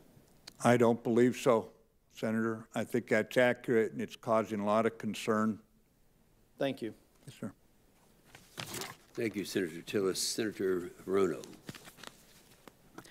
Thank you, Mr. Chairman. I want to thank all of you, gentlemen, for your service to our country. And Secretary Mattis, thank you very much for your continuing commitment to end what you refer to as the cancer of sexual assault in the military.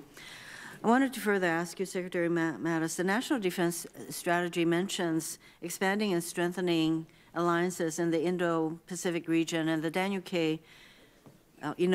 Asia-Pacific Center for Security Studies is just one of several assets in Hawaii that is tailor-made for this mission, and your continued support is very much appreciated.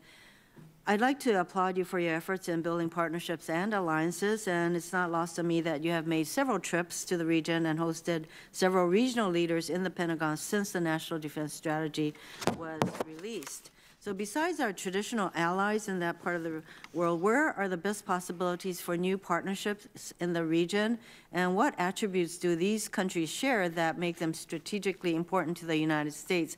I also want to ask you about the importance of our compacts with Palau, the Confederated States of Micronesia, and the Marshall Islands. Well, Senator, the Pacific is a priority theater, as you and I have discussed since my first days in your office. Yes. There is an ongoing effort to build our military structure in the Pacific, and much of this is by, with, and through our allies. Mm-hmm. And I would say from down under in Australia all the way up through Japan and Korea, you see this actively underway. We also have to be open to nations such as Indonesia, the fulcrum of the Indo-Pacific region, Vietnam, as it comes of age and adapts with many of their students here in our country being educators. We build new ties for the future. But probably most importantly, as we look overall at this region, I'd look at India, largest democracy on the planet, and one where we probably have a once-in-a-generation opportunity to find more common ground. I think it's there. We just have to find it. We don't have to search hard for it in the sense of creating it. We just have to get an understanding of each other's interests, and I think there's a lot of common ground there. So the attributes you see are geographic. Mm-hmm. They're based on a potential military commonality in terms of threat, whether it be as you've seen in the Sulu Sea area, where ISIS has come in strength and created a problem for Malaysia, Indonesia, but especially so for the Philippines. These are all issues that we have to work together if we want to keep the Pacific a stable commerce zone for all countries to use. What about the importance of our compacts with the island nations that I mentioned, Palau, Micronesia, and Marshall? I would just tell you, Senator, that we recruit from there. As you know, they're young men and women serve in our armed forces.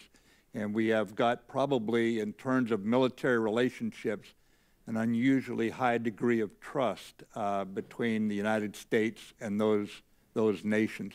There's probably a lot more that we will be doing in the future along the lines of the direction we're going right now. And I don't see any inhibition on their side or our side to an even better relationship, partnership. Some of these compacts will come due, and I assume that we're going to be negotiating with them again, and that these compacts are there for national security reasons. Is that correct? They are there for that, and I think there's also an affiliation that goes back many decades of friendship that we share with them. And we have certain continuing responsibilities for our country's use of their lands. Secretary Mattis, while current events may lead to decreased tensions with North Korea, I applaud DOD's commitment to defending the homeland from ballistic missiles. So the DOD budget request includes funding for additional ground-based interceptors, but also funding for new sensor capability, such as the Homeland Defense Radar in Hawaii. How will these new sensors increase our ability to defend Hawaii and the continental United States? Senator, those capabilities will allow us to detect launches from various angles. That means sooner. Track them and determine if they're a threat or not to the homeland. And the homeland is Guam, Hawaii, let me be very particular here, Guam, Hawaii, Alaska, and the United States. That means we have more engagement time. And I think that our ability to accurately detect missiles coming our way is very important. As I'm sure you're aware that we had a false alarm in Hawaii recently. Thank you, Mr. Chairman. Thank you, Senator Rono. Senator Graham. Thank you, Mr. Chairman. Thank you both for advocating for more funding for the military. Without you, we could not have done it. So thank you both. Let's go to Afghanistan, then we're going to work our way around to Syria. I talked to the Afghan ambassador yesterday. He said that the rules of engagement changing, targeting the Taliban as part of the enemy force is really beginning to pay dividends. Do you see that, General Dunford? I do, Senator. Secretary Mattis? Yes, sir. And the goal is to punish the Taliban, to get them at the table, and then this thing through negotiations. Is that correct? The goal is to make sure they view that the only solution is a political solution, that they can't win on the battlefield. And we're making sure they're not going to win on the battlefield. I want to compliment you and President Trump for changing those rules of engagement. Do you believe that a residual force is necessary in Afghanistan for a while to come, and it should be conditions-based if we ever leave? I do believe that, and that is consistent with our strategy, Senator Graham. Secretary Mattis? Yes, sir. To those senators that advocate leaving Afghanistan, on September the 10th, 2001, we did not have one soldier in Afghanistan, did we, Secretary Mattis? That's correct, Senator. We didn't have an embassy. We didn't have a diplomat. We didn't offer them a dime of aid. We got attacked anyway. Do you agree with me? Leaving them alone doesn't mean they're going to leave you alone. Problems in places like that don't stay there, sir. Okay. So we can't build a wall between us and the threats coming from the Mideast, but we certainly can confront them. And I like your strategy in Afghanistan. I think you got the right size force with the right abilities. Iraq. What did we learn by leaving too soon, General Dunford? We learned that the Iraqi forces weren't capable of providing security inside the country, and that gave the enemy an opportunity to resurge. That's where really ISIS had the space to grow. Couldn't agree with you more. General Mattis, working with our Iraqi partners and coalition partners, we've done a pretty good job of suppressing ISIS in Iraq. Do you agree with that? I do, sir, although the fight goes on, but yes, sir, absolutely. Would you support a residual force based on conditions conditions for withdrawal, conditions-based withdrawal in Iraq if the Iraqis agreed with it? Absolutely, and that force, it will be augmented right now by a NATO training element that is there so that it won't be just the Americans. I couldn't agree with you more. More people need to contribute money. President Trump's right to that. The Arabs need to pay more, and other countries need to contribute more. But do you agree with the following statement? There is really no substitute for the American military when it comes to a holding force. We have capabilities most people don't. That's correct, sir. Okay. Now let's go to Syria. The goal is to destroy ISIL, the total destruction of ISIS, and to combat the malign influence of Iran. Is that the two goals that y'all have been articulating? Sir, our forces in Syria right now are there to defeat ISIS. There is a political process underway to end the civil war, but the chemical weapons are a separate and distinct issue. So here's and we've known each other for a long time. I'm with you. And I don't know, is the president statement about withdrawing from Syria, is that conditions-based withdrawal, or is he just going to withdraw because he's tired of being in Syria? It is conditions-based. As you know, neither the last administration nor this administration sees itself occupying Syria. What we have to do is keep our diplomats in a position of authority so they can end this through the Geneva process. Right. But when it comes to ISIS, the goal is to make sure they're ultimately destroyed. Is that correct? Destroyed, and also they cannot regenerate. Right. So we have to we have to create local forces that can keep the pressure on any attempt by ISIS to try to regenerate. Do you see those local forces being able to accomplish that mission better than the Iraqi army when we left Iraq? Sir, we'll have to mature those forces. We're engaged in it now. We have training going on by a number of our international partners. They're on the ground right now, as well as our own forces. I only have a few minutes. Would you fair to say that a holding force right now without us would be a risky proposition for a while to come?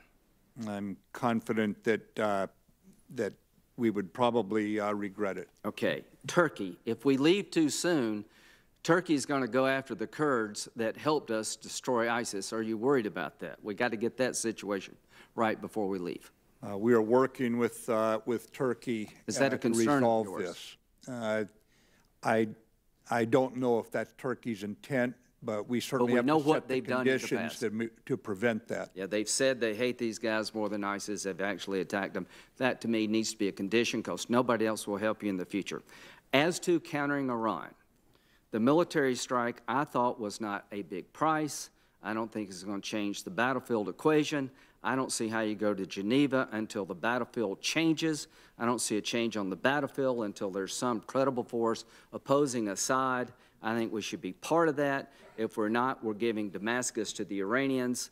We depart here, I think you need to have some kind of element on the ground in Syria to combat Assad. It's in our interest that we not give Iran to Damascus. And the good news is there are millions of Syrians who want Assad to go.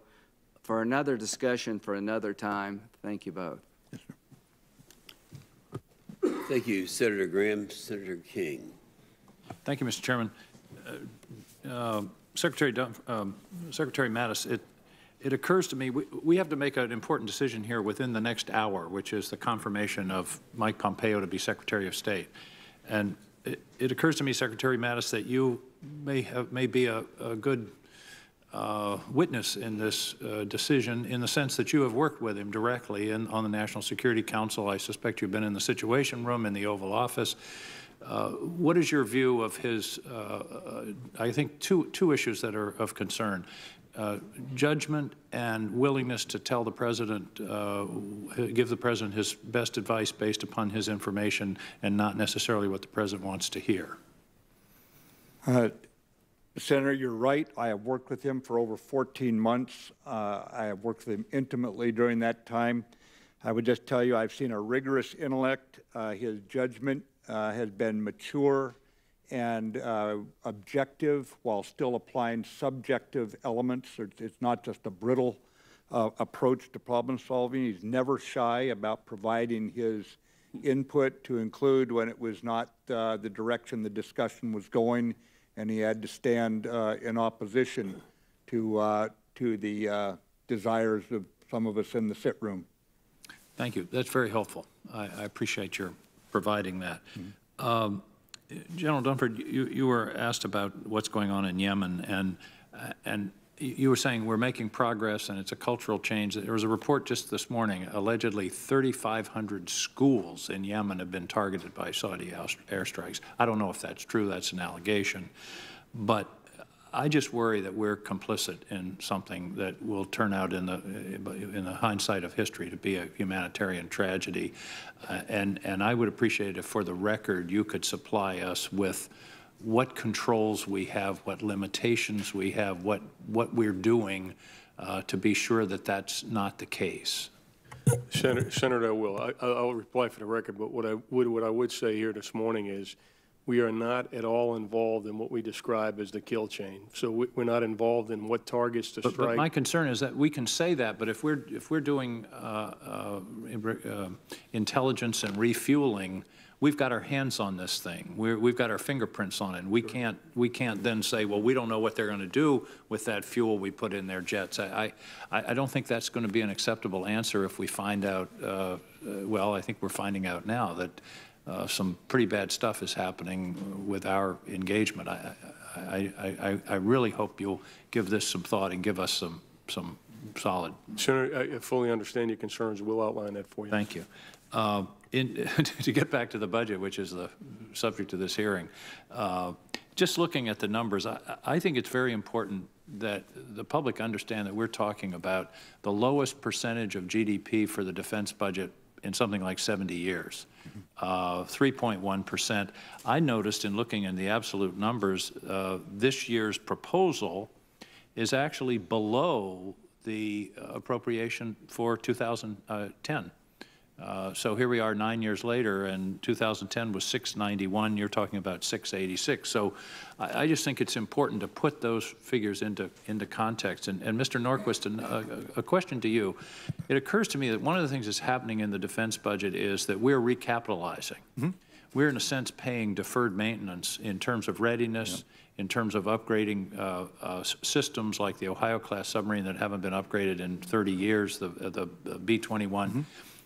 I would think in your position it would be helpful to us who have to justify this budget to our constituents to break that down a bit, to say, okay, what is it that's current operations and what is it that's paying past due bills in effect? Do you agree that that's part of what's happening here? I do, and just to put it in context, if instead of sequestration back in 2011, Congress had simply capped defense at inflation, didn't allow for pay raises and everything else, that's the number you'd be at now. The difference is you wouldn't have had several $100 billion of lost buying capacity. You wouldn't have been missing maintenance on equipment. You wouldn't have been having older planes that aren't getting replaced. So you're not even in the same position. So the fact that it took Congress to raise the ceiling on the by $85 billion just to get back to where inflation alone would have put the defense budget shows you how deep a hole the department has been in during that period of sequestration and the disruption to the military's readiness. I think it's very important to make that point to the public because sometimes people just look at the number and say this is a huge number, it's more than other countries. Actually, we're not the highest country in the world in terms of percentage of GDP. I think we're 4th or 5th. And that's really, I think, the appropriate way to look at it. Final question, and this is a short one because I'm already out of time. Secretary Mattis, I presume, based upon your prior testimony, that you think it's important to maintain and rebuild our diplomatic capacity at the State Department. That's a part of our national security apparatus, is it not? They are critical to our national security, Senator. Thank you. Thank you, Mr. Chairman. Thank you, Senator King. Senator Scott. Thank you, sir. Good morning to the panel. Thank you for being here, and thank you all for your service to this country. Hi, everybody. Just a quick reminder, Mox News survives solely on your tips and contributions. It's easy to make a contribution or a tip or leave a tip at moxnews.com, or there are clickable links in the text body of this video. It should take the average person, most people, probably less than 2 minutes. Thanks very much for your time and your continued support. Stay cool. One of these days, this war is going to end. Till that day. Thank you, Mr. Chairman. Thank you, Senator King. Senator Scott. Thank you, sir. Good morning to the panel. Thank you for being here, and thank you all for your service to this country. Secretary Mattis, General Dunford, Secretary Norquist, I may be a little biased here, but I don't think that I am. I think South Carolina is the epicenter of training and readiness for our military.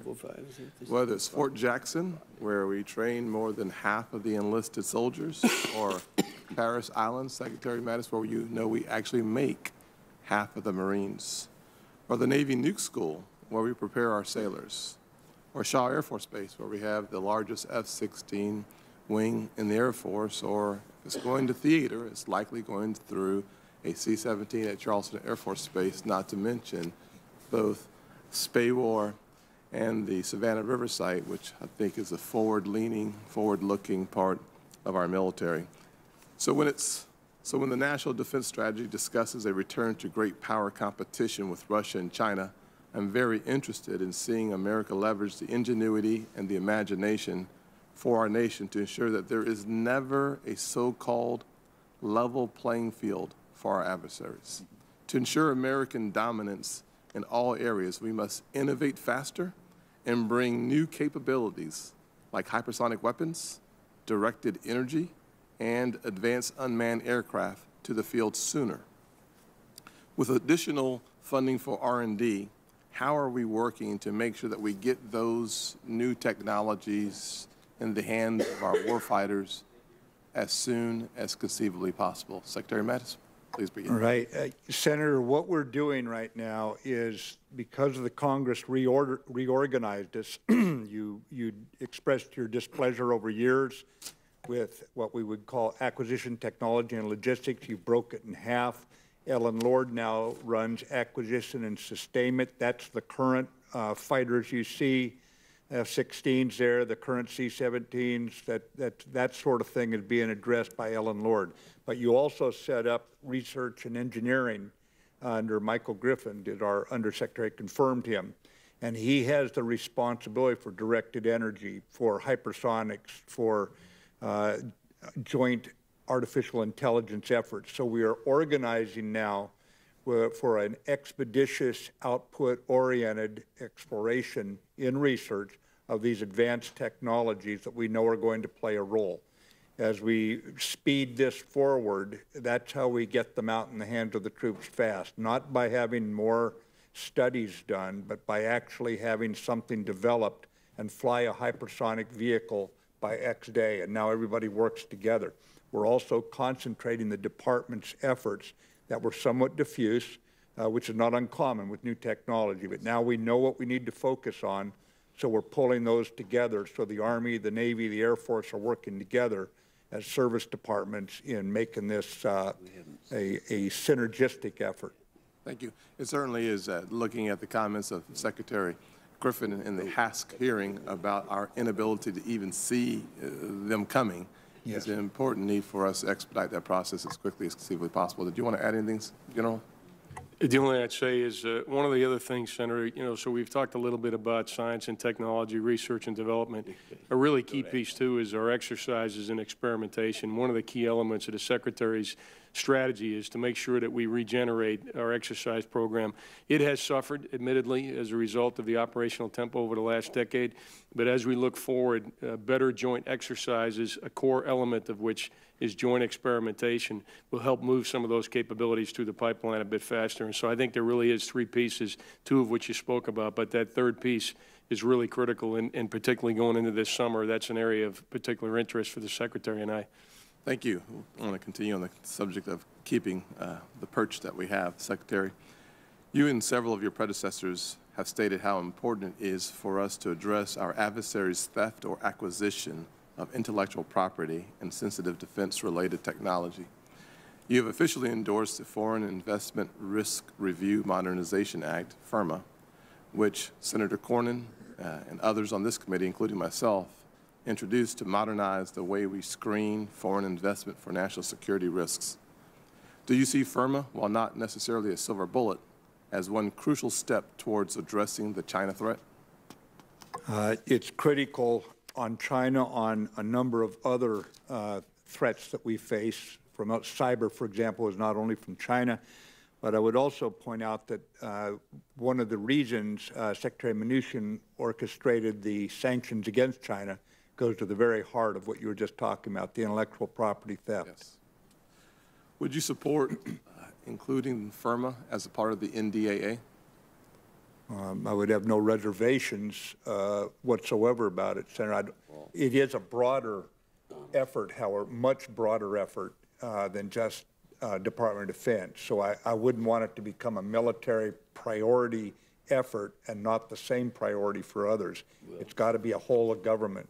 For example, Treasury Department, Commerce, Department of Energy, Homeland Security, they all have a role in this. Yes. I'm on the Banking Committee, and we're working on it as well on the non-defense side. Do you believe, as the National Defense Strategy and your previous public comments suggest, that China poses the most significant national security threat to the country still? Senator, I think the one thing that this administration would be graded on most critically 10 or 15 years from now, historians will look back and say, did we develop a relationship with China that a mature relationship, a productive relationship? Did we do everything we could as we look at the long-range competition to keep it out of war and into a more productive stance? And at the same time, some of the things that you've initiated, like Minerva, are absolutely critical that we take our own side in this competition. So I think this is critical as you look at it, but there's nothing that dictates this has to go to a force of arms between us if we do this right along the lines of some of the things you're doing right now. Thank you, sir. I'll just close, Mr. Chairman, with this comment that, from my assessment, China's successful acquisition of U.S. technology is what helps them be a near-peer competitor. Thank you, Senator Scott. Senator Kane. Thank you, Mr. Chair, and I appreciate the witnesses' testimony. It's been an instructive morning. I want to do a Senator Kane broken record topic and talk to you about congressional authorization for military force. You each appeared before the Defense Subcommittee of Senate Appropriations about a year ago, March 22, 2017. Secretary Mattis, you stated then, quote, "I would take no issue with the Congress stepping forward with an AUMF. I think it would be a statement of the American people's resolve if you did so. I've thought the same thing for the last several years, I might add, and have not understood why the Congress hasn't come forward with this, at least a debate, because I believe ISIS is a clear and present danger we face." General Dunford, the same day you stated, quote, "I agree with the Secretary. I think not only would it be a sign of the American people's resolve, but truly I think our men and women would benefit from an authorization of the use of military force that would let them know that the American people, in the form of their Congress, were fully supportive of what they're doing out there every day as they put their lives in harm's way." Are your feelings today generally consistent with the testimony you gave in the Senate a year ago on this topic? Generally, they are, Senator. I will say that we believe right now the operations we're conducting are legal, and we have a feedback loop to the Congress to make certain we're not doing anything that where you're not kept informed. We would need the right AUMF, and you and I have discussed it, and that would be the only caveat I would say. We would not want to end up restricting ourselves. General Dunford? Senator, I feel the same way, and I think what the Secretary said is what I would have said first is, you know, what I'd be concerned about changes is just making sure that we have the inherent flexibility that we have today to be able to prosecute an enemy that doesn't respect boundaries and time. Secretary Mattis, you then, after the March hearing that I described, sent a letter to the Senate Foreign, I think actually to the Senate Majority Leader in September of 2017, and then together with Secretary Tillerson appeared before the Senate Foreign Relations Committee at the end of October 2017. And in that letter and hearing, you talked about some of the sort of limitations or concerns that you might have, that the idea of an authorization, the idea of congressional expression of resolve would be a good thing, but that as on the operational side, you would have concerns, and you shared in that letter and in that testimony some of the concerns that you have. I don't need to go through those, but you remember those. Is that still generally your point, that if we could do a congressional authorization, great, but take into account some of the reservations or concerns you expressed? Yes, sir. I'm still aligned with those comments. I have worked on this matter, and I've proceeded upon an additional assumption that I think is important for Congress, that if we were to do an authorization, it would be very important that the authorization be done in a way that was bipartisan, so that we wouldn't be sending aside either to the American public or especially to our troops that support for military action against non-state terrorist groups, for example, is something that just one party supports and not the other, because then that would raise a question of, okay, a good or bad election might then lead to a lack of resolution, which would make people wonder whether they were being supported out on the battlefield. Do you share that thought, that if we can do a resolution, it shouldn't only be one that protects operations, but also expresses a bipartisan resolve of Congress? I think it's critical that our adversaries and our allies see a unified America when we make the grave decision to put our troops in harm's way, sir. Just as I close, Senator Corcoran and I have introduced an authorization that is being taken up by the Senate Foreign Relations Committee soon. We've attempted to incorporate into that authorization, Secretary Mattis, some of the concerns you expressed in the letter of September 2017 and the subsequent congressional testimony. It is bipartisan, and thus involves compromises. But since the chair of that committee has indicated a desire to take it up and put it through a markup in the committee, I look forward to working together with you and other administration officials so that we can hopefully get this right and express that bipartisan resolve that I think our troops deserve. Thank you. Yes, sir. Thank you, Senator Kane. Senator, yeah, but he was here first. Oh, yeah. Actually, I think it's okay. Senator Donnelly. I'll remind those remaining that while our timer has malfunctioned, we'll remind you. Is there a reason you said that right before I spoke, Mr. Chairman? Thank you very much to the witnesses. I want to thank all of you for your implementation of the Sexton Act requirements regarding military suicide. I know how hard you've worked on this. I know the efforts that have been put in and how you have worked hard to reduce that. As you look ahead, what are the top priorities now for you when you look at this and you try to determine what else can we do to move the ball here? What do you think are some of the things that we can still accomplish? Senator Donnelly, we actually had a brief conversation about that with the House Appropriations Committee yesterday, and I think one of the more promising things that we've seen is this kind of interdisciplinary model of mental health care. So that's had a big impact. But we do have significant shortages of the right experts in the right places, and it's hard to sometimes attract the right amount. You know, we have a small population of uniformed experts, and then we rely on some contract support. And there's certain places where our forces are, and you've certainly seen the same scourge with veterans, where getting the right care to the right people is a difficult thing. So leveraging things like telemedicine, finding ways to deliver that multidisciplinary model, even in locations that are geographically difficult to attract the right people, I think is the key thing. But in my own personal experience, and I spend a little less time on it now than I have in previous assignments just because of the nature of my assignment, the single biggest change, in my judgment, has been the change in the culture of the medical profession to that multidisciplinary approach, and then combined with the full visibility of what's going on with an individual in the leadership realm or with the chaplain and so forth. So, you know, what I used to tell people is if I knew as much about people when they were alive as I found out about them after they die, we would have been able to do something to help fix this. So I think that that multidisciplinary approach is probably the biggest thing in terms of investment, and then making sure that we actually do know as much about our men and women when they're alive as we sometimes find out after they die is probably the biggest thing we need to continue to emphasize. Piece of it is resources, but a piece of it is continuing to have the kind of decisive, engaged leadership that we've seen be successful. Thank you. Another thing that you've been working with me and with all of us on in Syria is to try and find the young men and women who ISIS killed while they were there. And we appreciate all your hard work, and I just want to say one more time, if we could continue to keep looking and continue to make that effort, it would mean the world to those families who have young people who are still over there. Please assure them, Senator, that we are doing exactly that. We track this. We get reports frequently about leads. There is no stone left unturned as we try to resolve this. And as we're looking at Syria, you know, you hear things from here, from over there, from wherever.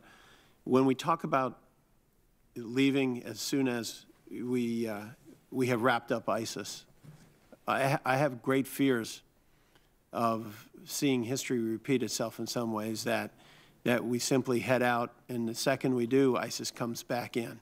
And I know that the Department of Defense, General Dunford, you've all said, look, we're just not walking away, but I want to make sure that we have a plan in place to protect those people in those regions that we've stood with, who we've given our word to, and who have relied on us as partners and have stuck their necks out for us as well.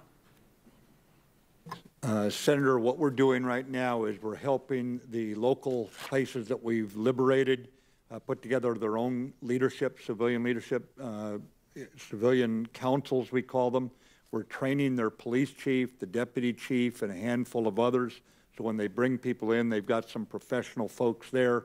So if ISIS tries to come back at them, they're taken care of. Then we're working the political process to make sure they're not left adrift in terms of not having a seat at the table for their future, their longer-term future.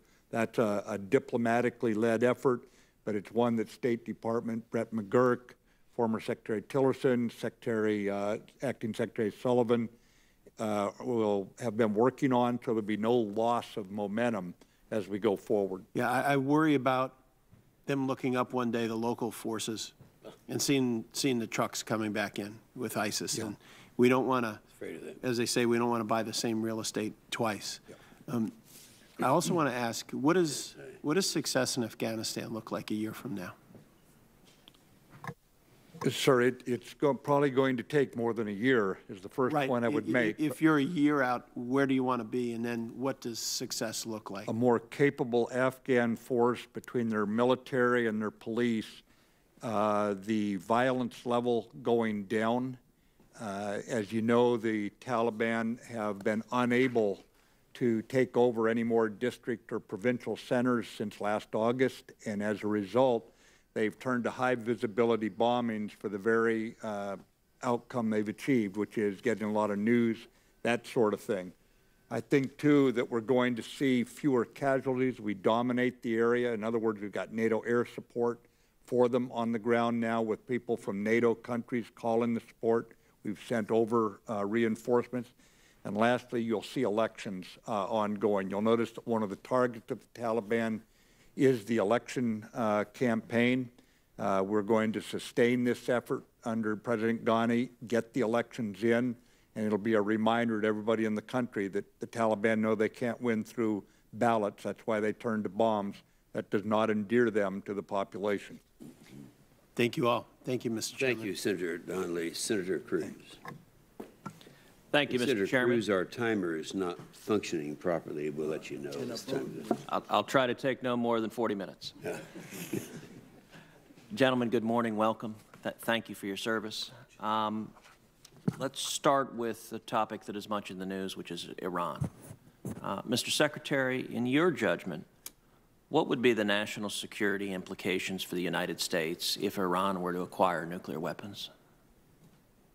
I think the implications for the United States and for every nation in the region, it would be an increased level of danger at a level we have never experienced from this regime. General Dunford, anything to add on that same question? No, I think the Secretary captured that, Senator. I mean, given the behavior of Iran and how difficult it is to deal with all the other challenges they present, certainly the possession of a nuclear weapon would be of great concern.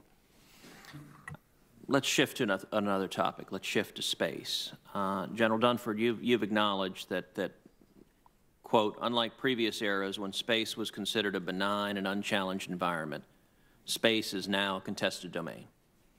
And based on that shared assessment, I introduced language in last year's NDAA, which my colleagues on this committee supported, that officially labeled space as a combat domain and called for a policy to develop and field an integrated system of assets to protect our space-based capabilities, to deter or deny attacks in space, and to defend the U.S. homeland, our allies, and deployed forces. In your judgment, what is the United States' greatest military comparative advantage in space relative to Russia and China? Senator, I think there's really a few, if you don't mind me listening. I mean, one is obviously we leverage space for our command and control systems. We leverage it for navigation, and that also includes our ability to deliver precision munitions. And the other area that we leverage it for is intelligence, surveillance, and reconnaissance. So, you know, for example, when North Korea was doing testing, just to put a finer point on it, the first indicators we had that there was a missile test came from our space-based assets. So we really do have we do leverage space for some of the core capabilities of the department. And what are our greatest vulnerabilities in space, and what are we doing and should we be doing to mitigate those vulnerabilities? Well, what we see with China, Russia, and to some degree some other countries, they develop the ability to jam our systems. They develop the ability to laze or blind our systems. Are some of the biggest challenges. And then one that was referred to earlier is we've got a lot of space junk out there that puts at risk our targets, and as that increases, that becomes a greater threat as well. So those would be the three that I would highlight. Let me shift to a related topic, which is missile defense. In the last decade, near-peer competitors like Russia and China have been able to rapidly test and field technologies that have given them the edge in hypersonic flight. These hypersonic weapon systems can be launched and flown in methods traditionally associated with ballistic missiles. The combination of speed, trajectory, and maneuverability make these systems increasingly challenging for our missile defense systems to defend against them and ultimately defeat them. How do you view the dual necessity of, number one, developing new missile defense capabilities to intercept hypersonics earlier in flight, and number two, furthering the development of our own hypersonics? Sir, the reorganization of acquisition technology and logistics now has someone focused on these areas. Mike Griffin's with a NASA Lincoln Labs background. Hypersonics is the #1 priority, both having them for ourselves, excuse me, it's been a long morning, but also the defense against them. We can go into a classified briefing for you, sir, about where we're going with it. But I would just register that it's our #1 priority in the developing technology. Well, and obviously, please let this committee know what else we need to be doing to assist in that. Let me finally focus on the administration has taken very positive steps to strengthen missile defense in the Korean Peninsula, particularly with the deployment of THAAD batteries. Even so, the capability is calibrated for ballistic missiles and is ill-equipped to defend against conventional threats like rockets, artillery, mortars, of which North Korea has stockpiled a staggering level, both to hold Seoul hostage and also to target capabilities like THAAD. In your judgment, what steps should we take to further protect South Korea against North Korean rockets, artillery, or mortars? Senator, I'll start with that. Only so much can be done with defensive capabilities, and a key element of dealing with the challenges presented by North Korea is our offensive strike capability as well. And one of the things that we really have started to work on over the last 15 months, the truth be told, we diverted a lot of our intelligence, surveillance, reconnaissance assets away from the peninsula for a long period of time. And so if you ask me right now what's the best way to get after that problem is increase our intelligence, surveillance, reconnaissance. We call that find the threat, and then be in a position to conduct strikes against the threat. And our plans, without speaking with specificity today, are very much focused on more concerted strikes against that artillery rockets and denying them that capability. So it's really a combination, in my view, of there is a baseline of defensive capabilities that we need to have in the Greater Seoul area in particular, but also enhancing better the ability to conduct offensive strikes against those systems. Okay. Terrific. Thank you, gentlemen. Thank you, Senator Cruz. Senator Nelson. Mr. Chairman, I'll be quick. When we talk about challenges in space, we got to talk about challenges in cyber. And I'd like to take it from a different standpoint. Not only the cyber threat to the country, but to what degree is the Department of Defense, our Cyber Command, going to be involved in cyber-enabled information operations like the Russians did to us in the 2016 election? Is that something you want to talk to in a different forum? It would be best in a different forum, sir. Okay. Niger, one of those service members was from Florida. They're just about to produce the report And in fact, the families, as we speak, have been informed. Is there anything that you can tell us, Mr. Secretary, about the report? Sir, we have a 200-page summary. I know that sounds like a long summary, but it was a very involved investigation spanning 3 continents. The last family will be notified on Monday. Already in your classified vaults, the SASC has available the 200-page. I can also get the 6,300 pages up. Many of those pages I've read. But I think right now we have found what we believe to be the crux of the problems, not problem, but problems that contributed to this. It was not a delegation of authority problem.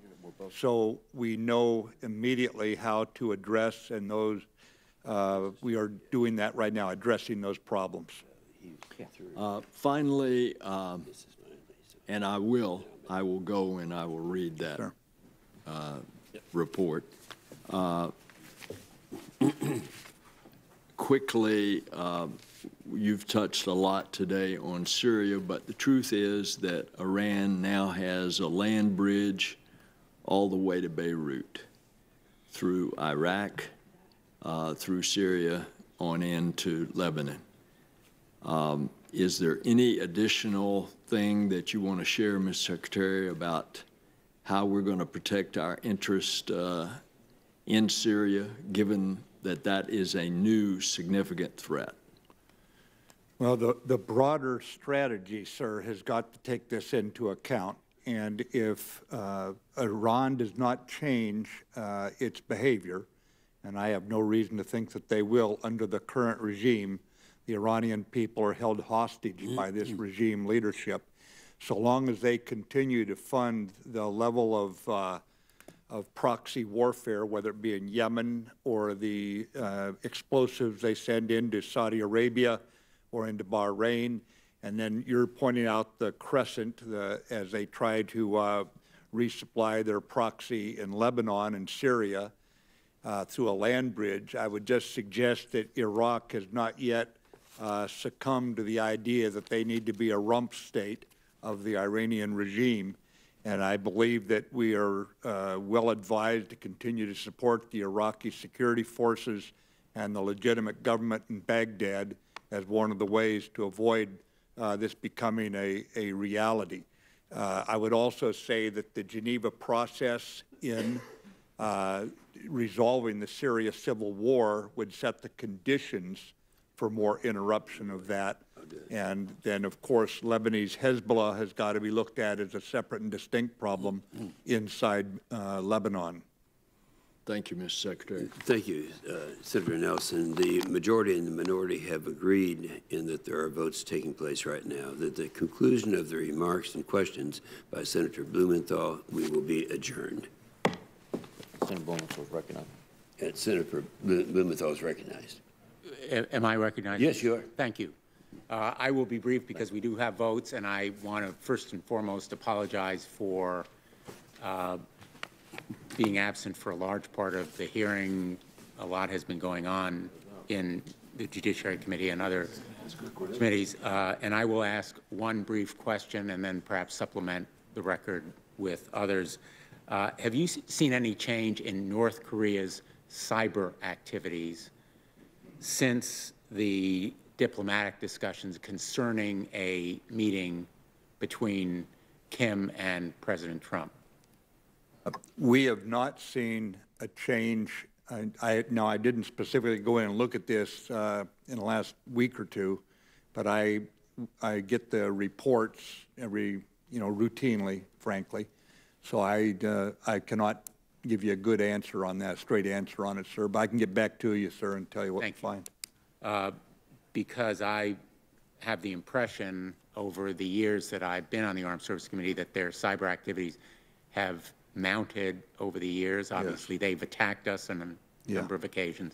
So I'd be very interested in your response. As I say, I have other questions that I would like to put to you, and in light of the vote and in light of your very long and valuable attendance here and your forthright answers, I'm going to spare you any more time. But thank you for your service, and thank you for all you do for the country. Thank you.